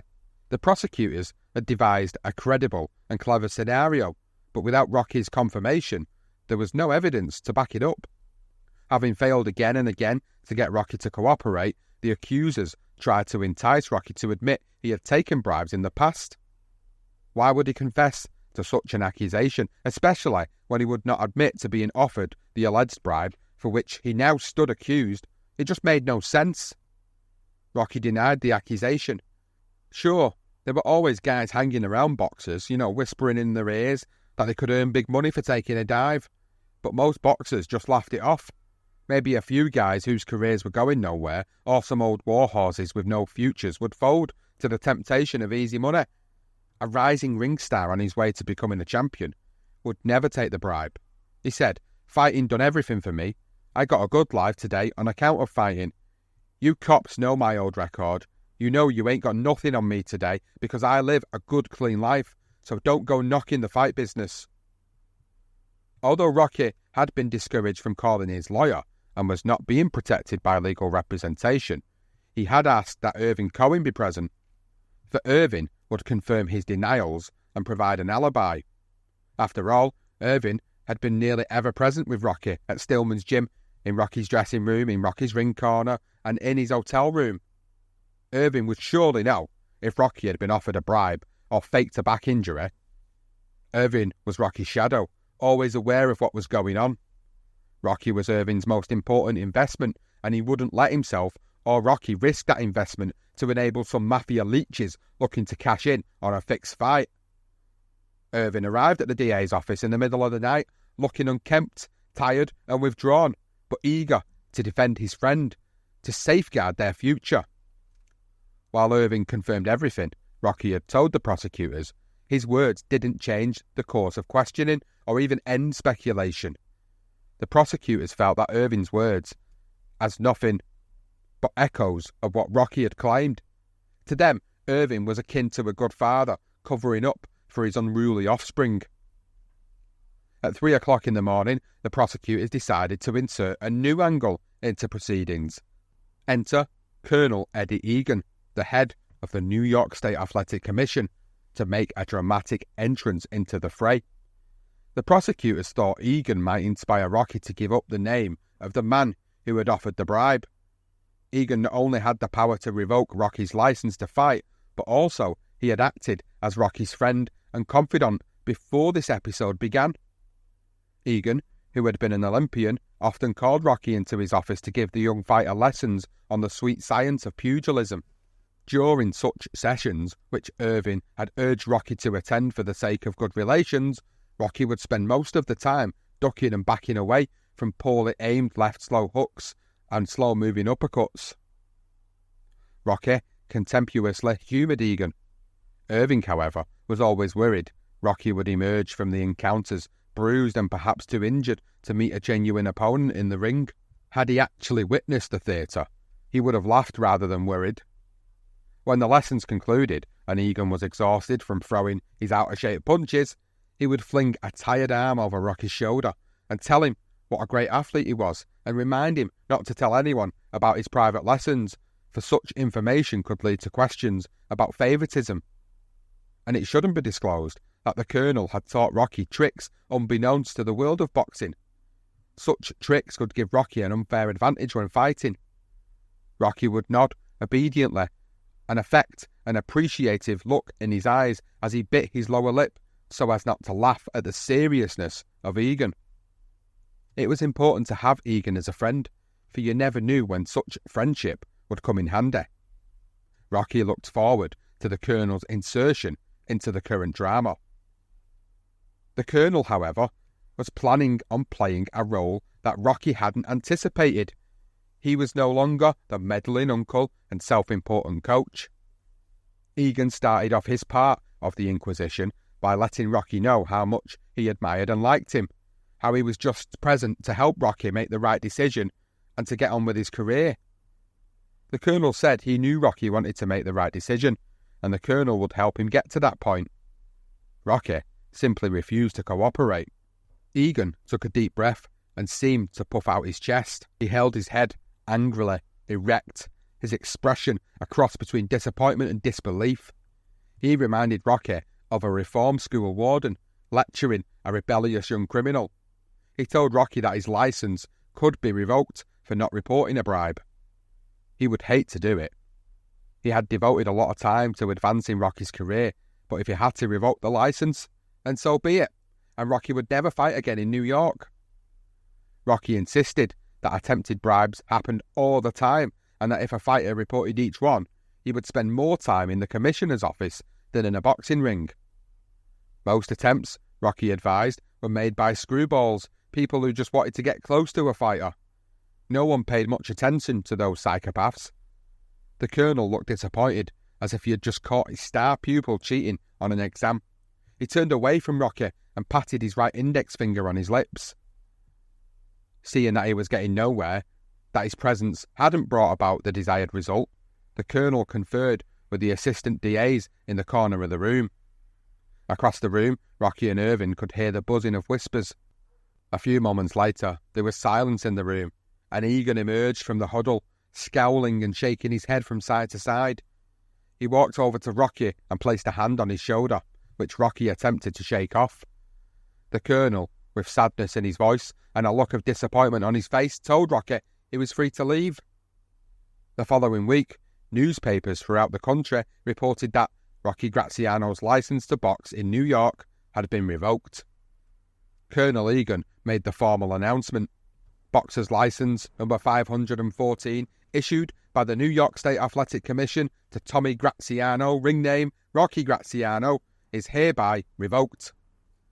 Sports writer W.C. Hines would write about the affair, stating, "The afternoon that Egan announced that Rocky Graziano was banned, ostensibly from life from boxing in New York State, I covered that. In that crowded hearing room, I watched the fighter, who had seemed to have finally found his way in this world, drop his head into his hands, his elbows on the table as he sat there across from Egan, and I rushed back to the paper and wrote the piece that ran under the 8-column headline that bannered page 1. To make matters worse, to inflict additional wounds, a former inmate of Rocky from Leavenworth sold a story for $300 about Rocky punching a corporal, knocking out a captain and going AWOL. It was spun that Rocky may be tough in the ring, but when it came to his country, he was not patriotic in the mould of a Joe Louis character. Written barbs spewed from the pages of major newspapers and magazines, and the echoing microphones of radio announcers. For Irving Cohen, the lynch mob was baying for blood, albeit irrationally. Rocky seethed with rage at this predicament. Hines would comment again on the situation, saying, "And then it all came out. All the expletives, all the vulgarities. The close air in that car was filled with obscene oaths and unprintable invectives. He was throwing them wildly, the way he threw punches in the ring, where he had found a way to fight back against all the hurts he had invited and that society had inflicted upon him. Now cornered and wounded again, he was seeing society as his enemy again, personified by Egan. Rocky was neither a rat nor a fool, neither a stooge nor a dummy. He had his eyes set on the prize, and that prize was the championship of the world. The trajectory of his career had gone from the gutters of New York to dreams of glory. He would rocket into the stratosphere. Below him would be a heap of knocked-out opponents, men like Billy Arnold and Marty Servo, whose boxing careers lay like car wrecks in Rocky's rear-view mirror. Rocky was going right to the top. He was determined to become the superstar of boxing, the KO King, the man who no one could hold back, not the DA, not Colonel Egan, no one. He remained steadfast in his belief that his destiny was to be the middleweight champion of the world. He was the former Thomas Rocco Barbella, juvenile delinquent, petty criminal, ex-convict, draft dodger, transformed into Rocky Graziano, the best, most colourful middleweight the world had ever seen.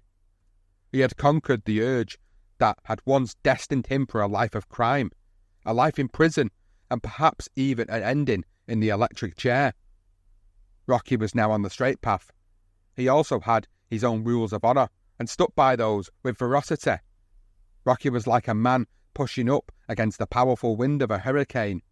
It may push him off course, but Rocky could not and would not stop moving forward.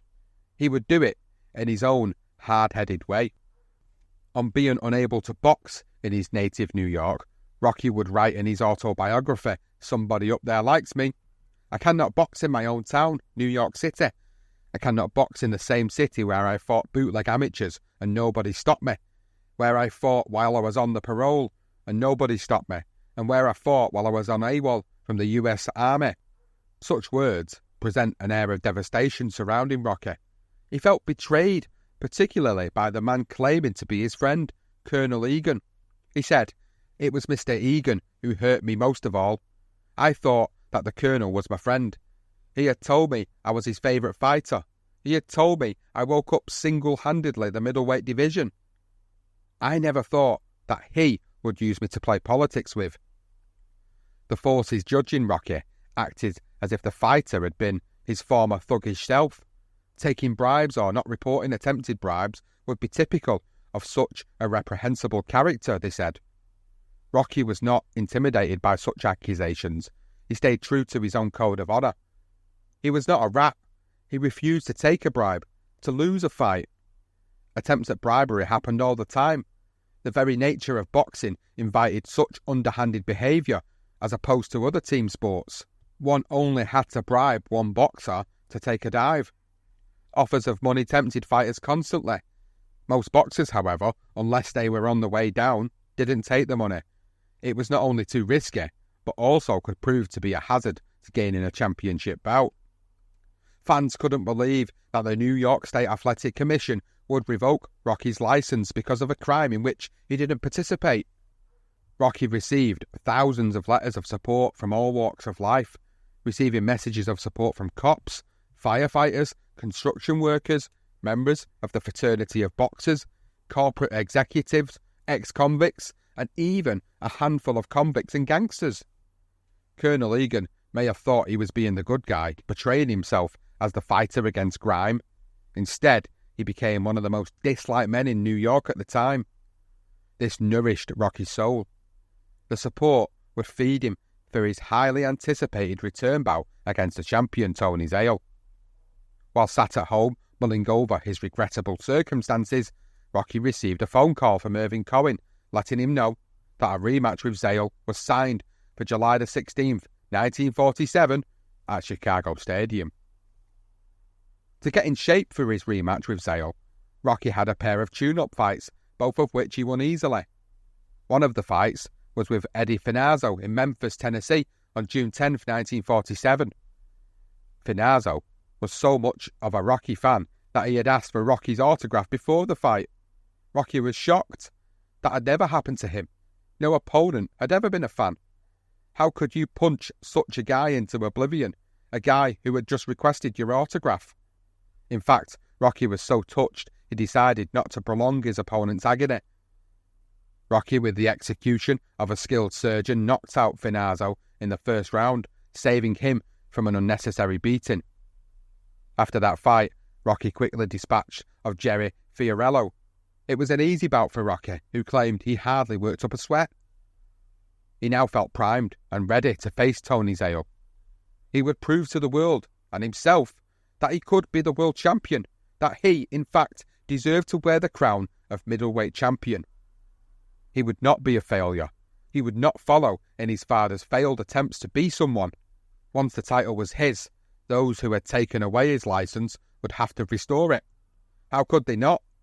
The fans would demand it. The newspapers would demand it. They could not possibly continue to deny a license to box to the world champion. Rocky was going to teach them that they had been wrong, that they had been foolish. Vengeance would be his. Egan would have to swallow his pride and do the just thing. Irvin ignited a fire of anger and motivation in Rocky. He agreed with him that his entire career would be determined by the outcome of this fight with Zale. He must win it. If he didn't win, he might as well end his career. There was nowhere else to go. Rocky said about the rematch, "This was no boxing match. It was a war, and if there wasn't a referee, one of the two of us would have wound up dead." He would not retreat. He would be impervious to blood, bruises, and serious injury. He would not lie down. He had trained harder for his rematch with Zale than for any other fight previously. The training would not go to waste. It had been intense and deliberate. Because Zale had relentlessly attacked the body in their first fight, Rocky had to undergo stomach-strengthening exercises. Day after day, 100 times a day. Whitey Bimstein threw a 100-pound medicine ball at his fighter's toned midriff. Rocky ran 5 miles a day, sometimes twice a day. He lifted weights. He rhythmically attacked the speed bag and hammered the heavy bag. He jumped and skipped rope. He shadow boxed. He was a tightly coiled viper ready to poison Zale. Graziano was ready to kill Zale, or die trying. Zale himself was certainly not shy in forecasting his chances of a win. Of the rematch, the Man of Steel stated, "I am more confident that I will win this time than I was in our previous bout last September. I broke my right hand in the second round of my first fight with Rocky, and I had to use it sparingly the rest of the way. I am punching better with my right than I ever did.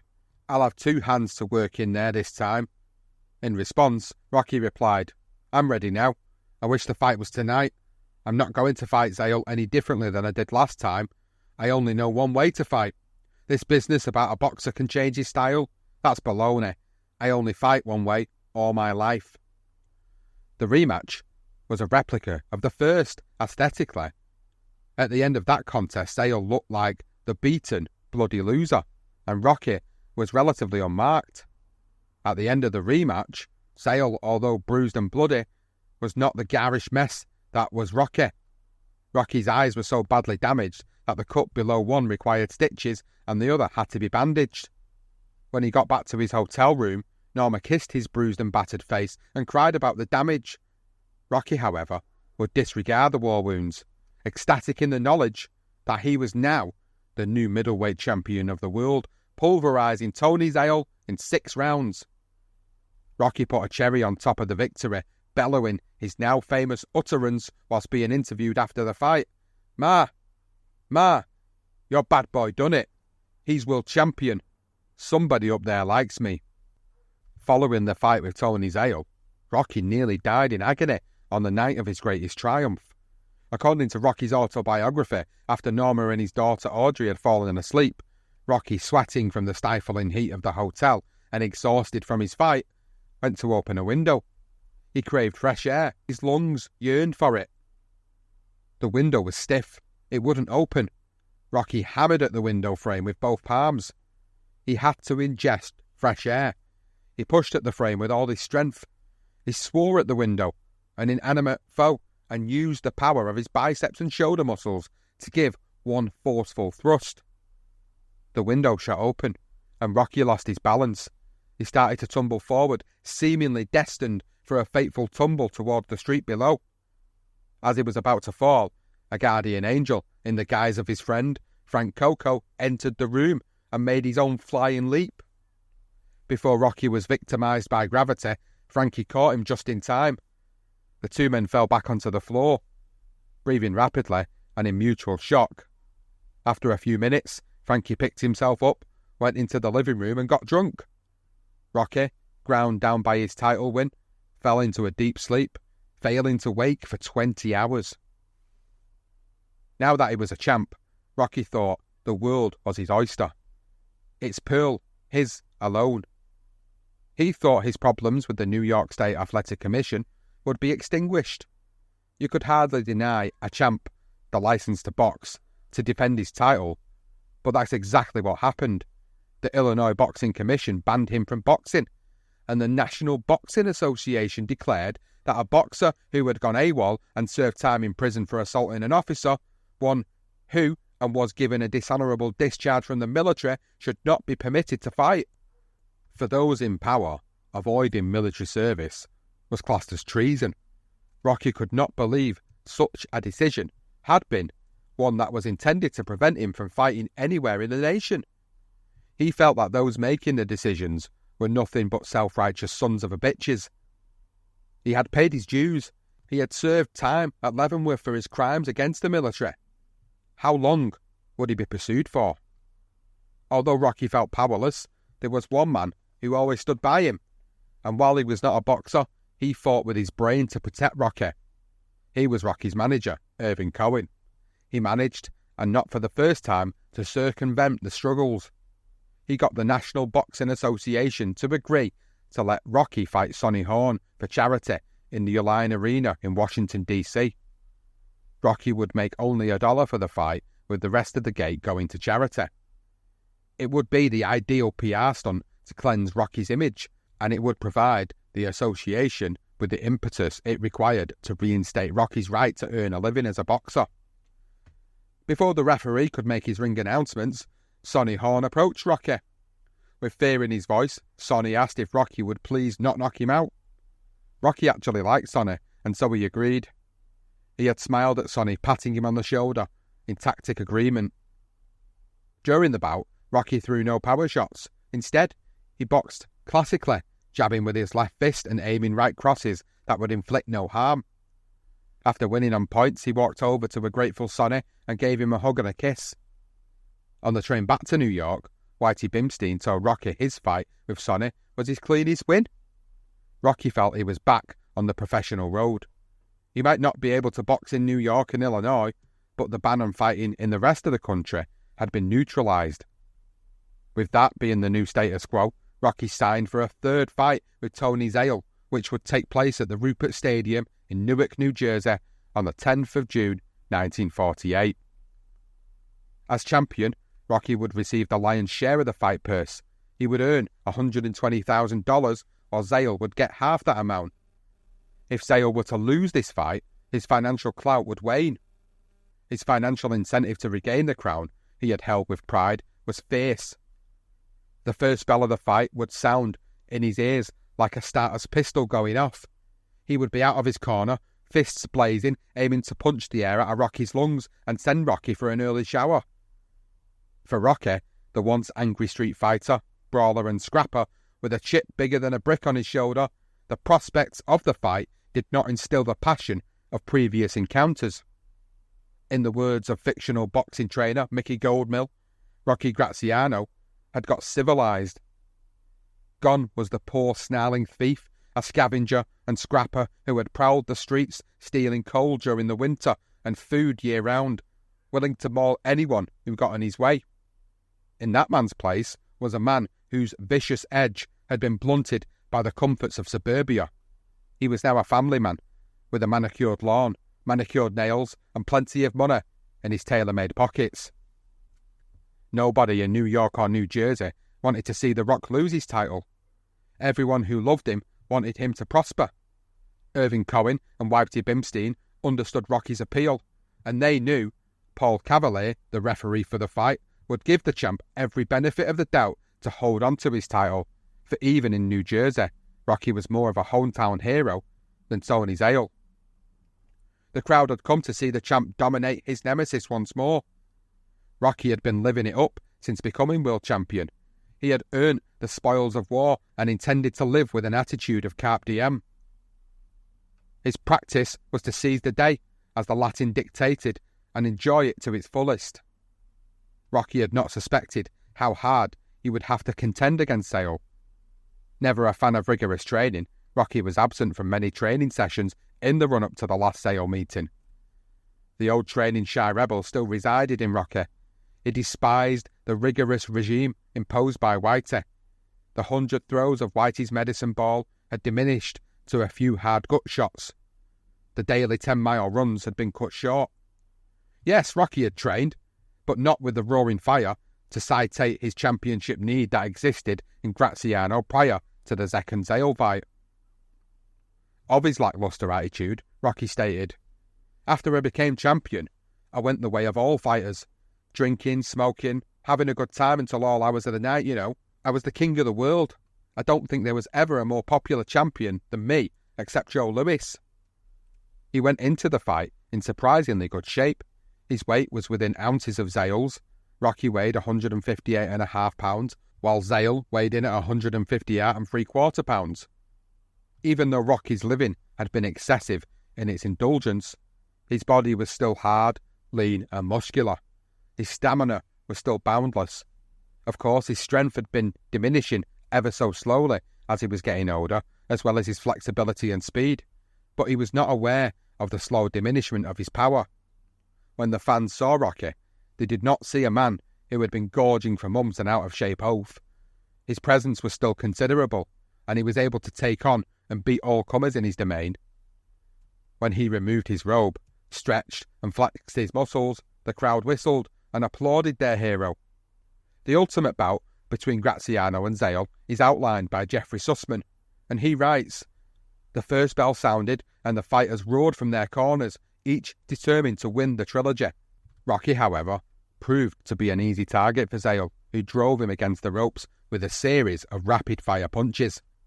A swift left hook caught Rocky on the side of his head, and he fell to the canvas. He was flat on his back, but rose into a sitting position. He shook his head and leapt to his feet before the referee could begin his count. If you hit him, he would come back at you with fire in his eyes, his jaw clenched tight, and his fast flying fist in your face. Rocky jabbed and threw right crosses. He attempted to go after Zale and drive him against the ropes, where Zale would have few opportunities to throw his powerful body blows.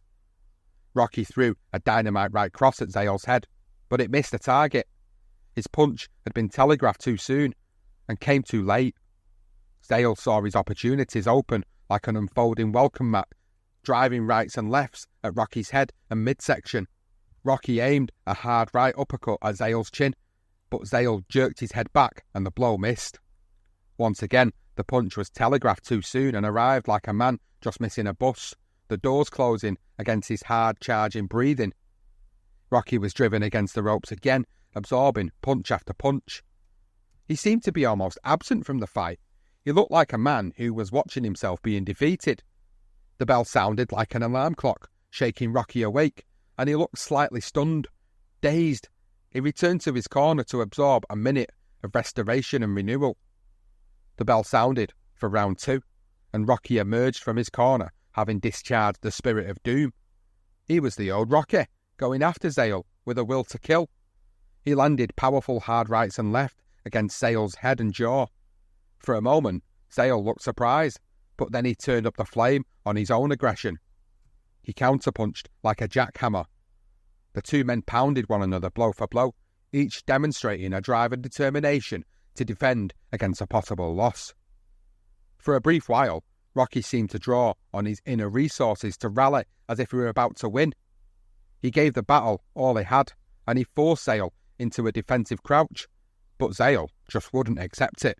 He bravely battled back. To the crowd's amazement, Rocky seemed to outbox Zale in that round, and his fans cheered him on, waiting for him to take Zale out in round 3. The Rock, they believed, was on his way to another victory. In that 3rd round, Zale was the aggressor, driving Rocky against the ropes where Zale pounded Rocky, who momentarily lost his footing and nearly fell like a drunk into the arms of the ropes. He seemed to wobble as if his lungs were gasping and his brain needed more oxygen. He was not the sure-footed, sure-fisted fighter he appeared to be when he emerged from his corner at the beginning of round 3. Zale caught him with a flurry of punches, rights and lefts followed by a right to the head and a left hook to the chin. That last punch sent the champion tumbling to the canvas. The crowd was stunned into a whispered murmur of surprise and disappointment. There Rock lay prone, one hand clutching a ring rope as if it was a life preserver. He managed to pull himself forward inch by inch.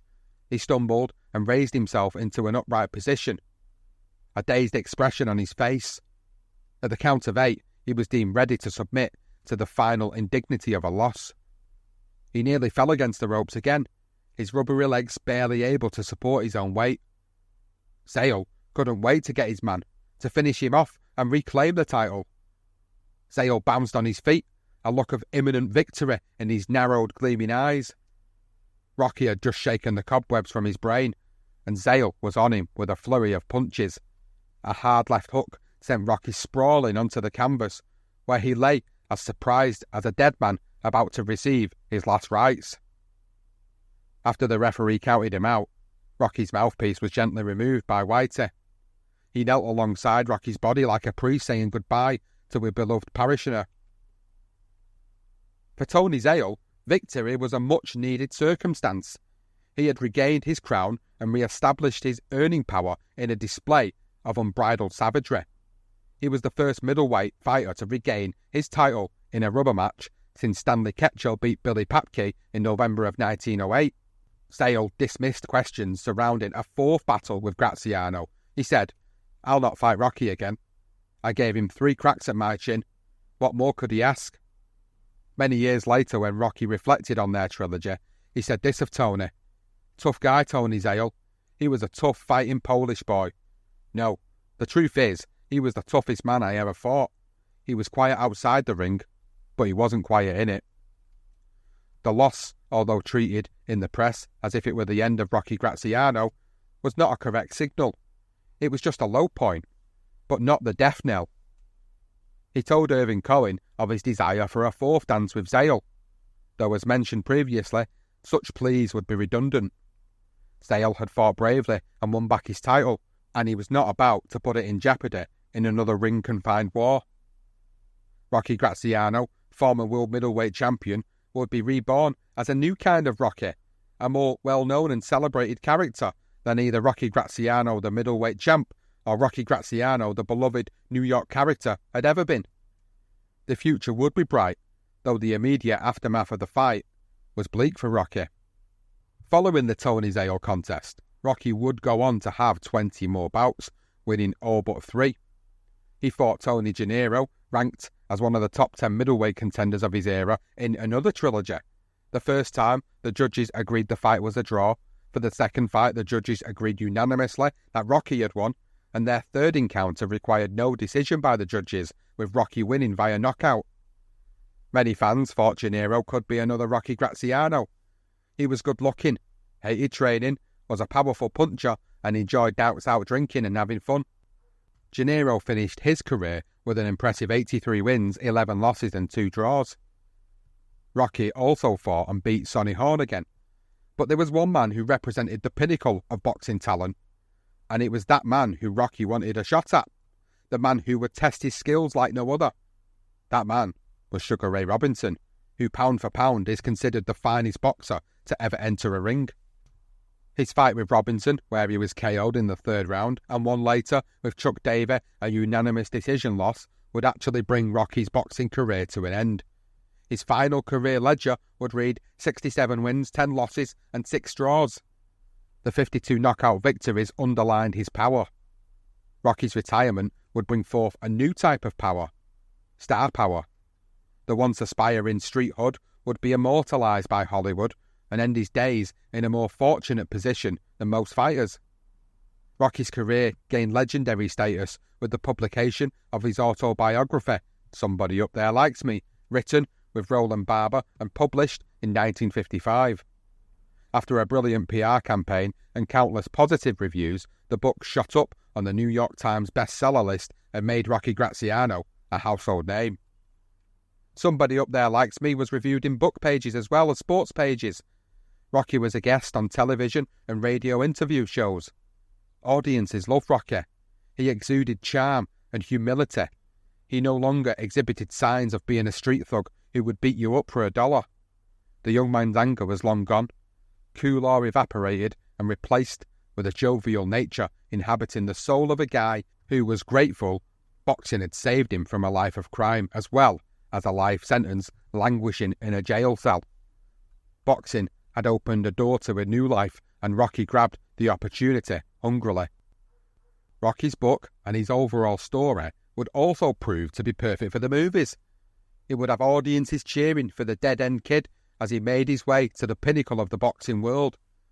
Hollywood would not have to spend millions of dollars promoting the movie, for the book had already created enough buzz.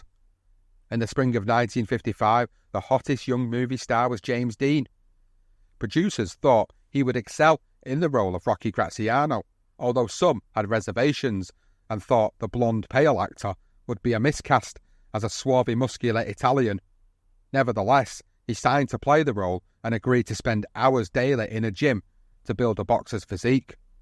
But in September of that year, James Dean was killed in a car crash when his 1955 Porsche Spider was rammed by a Ford sedan whose driver could not see the silver sports car racing down a California highway. In death, Dean went on to be a bigger star than in life. The part of Rocky was then offered to Montgomery Clift, who had played a conscience-driven, reluctant boxer in the movie From Here to Eternity. Clift turned down the part, as he had turned down the leads in Sunset Boulevard and another boxing story in On the Waterfront. Next, among the auditionees, was relative newcomer Paul Newman, who had screen-tested with James Dean for a part in The East of Eden, but was passed over. Several Hollywood executives thought Newman should not be given the part because he had been critically panned for his acting in the 1954 movie The Silver Chalice, a box-office failure that was dismissed by the critics. The final decision to have Newman play the part was reached after he received plaudits for his critically acclaimed portrayal of a boxer in the 1955 television drama The Battler. He had surprised directors and producers with the extraordinary authenticity he brought to the role. Many viewers thought Newman must have been a boxer turned actor. Rocky gave Newman precise boxing lessons, teaching him how to jab with his left, deliver a right cross, slip punches, feint with one fist and deliver with the other, bob and weave, and play possum to draw your opponent and then slug him on the jaw. He taught Newman how to use the speed bag and heavy bag and the proper way to skip rope. Like the great acting student he was, Newman proved to be a natural. He had been athletic since his teenage years when he worked in his father's sporting goods store. He had been an excellent tennis, baseball and basketball player. He was a skillful skier. To learn the necessary skills of a boxer and develop the well-muscled body of a fighter, Newman trained for 6 hours a day at Stillman's gym. On playing Rocky, Newman stated, "I tried to find universal physical things that he did, or emotional responses that he had to certain things that would allow me to create not the Rocky Graziano, but a Graziano. There were 2 things that I discovered about him. One was that there was very little thought connected with his responses. They were immediate and emotional. Another was that there was a terrific restlessness about him, a kind of urgency and thrust." The movie adaptation of Somebody Up There Likes Me proved a great success, making Paul Newman a star who would choose whatever roles he wanted to play and presenting Rocky Graziano sympathetically as a real-life rebel and reformed criminal. The reformed Graziano, now immortalised in prose and on screen, would enjoy many years as a loved ex-champion, called upon for media appearances and entertaining audiences with his laid-back demeanour, unfurling wisecracks at every opportunity. The Rock would go on to live a very happy life until he passed away on the 22nd of May 1990 at a New York hospital of cardiopulmonary failure. He was survived by his 2 daughters, Audrey and Roxy, and his ever-faithful wife, Norma, with whom he is buried in Locust Valley Cemetery in New York. Norma died in 2009. Rocky Graziano's list of boxing achievements is a considerable one. As an amateur, he would win the Metropolitan Amateur Athletic Union's welterweight crown. His professional career would produce the more notable highlights, however, as Graziano reigned supreme as the World Middleweight champion from 1947 to 1948. He was inducted into the International Boxing Hall of Fame in its class of 1991 and was listed at number 23 on the Ring magazine's list of 100 greatest punchers of all time. Rocky also resides in the Nassau County Sports Hall of Fame in its 2007 class. So that brings an end to the colourful life and career of Rocky Graziano, and we'll leave Rocky with the final say and to impart a beautiful lesson to you guys listening. The greatest lesson I learned in life is that you have to believe in yourself, no matter what.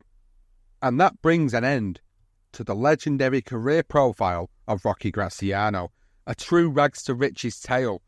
Now, when you listen to this, guys, you would have started listening to it probably like I did when I was researching and looking at the notes for it, which was, I'm not really feeling Rocky Graziano. You know, he's not really a nice character as a younger teenager, a younger man, because of the way he had to live and because of the environment he grew up in.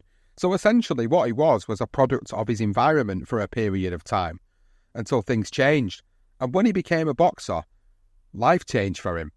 He goes on to become the world middleweight champion, overcoming levels of adversity that, as fans, we like to see. We like a good underdog story, and I do believe that Rocky Graziano's story is certainly one of the great underdog stories in this sport.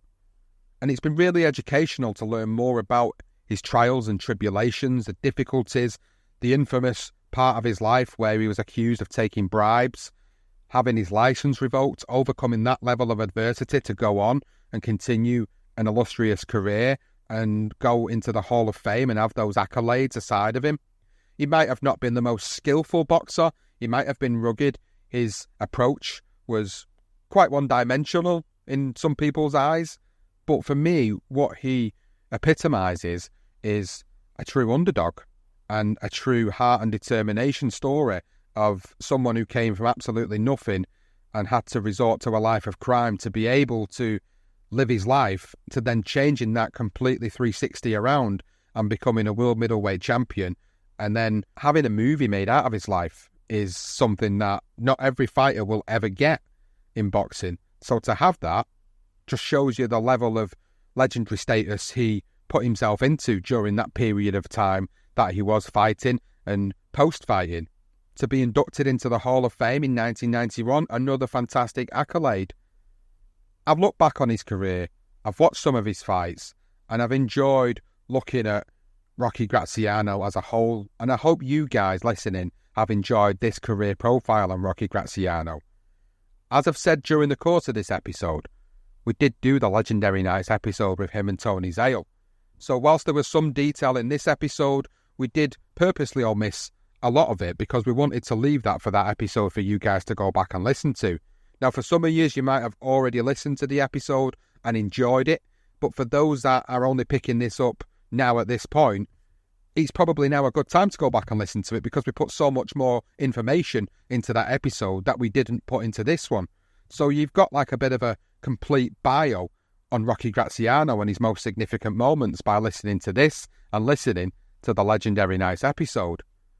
If you've enjoyed it, please do go and let us know on social media at career_profiles on X or at the BTR Boxing Podcast Network on all other available social media apps.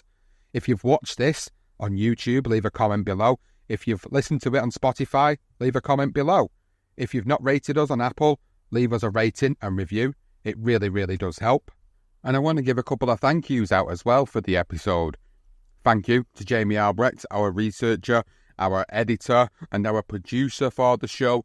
Really great to have Jamie on board, really helping bolster the Career Profiles podcast. And I want to also say thank you to the patrons of the podcast as well, because you guys subscribing to us through patreon.com you're allowing us to continue this journey and continue to grow as a podcast.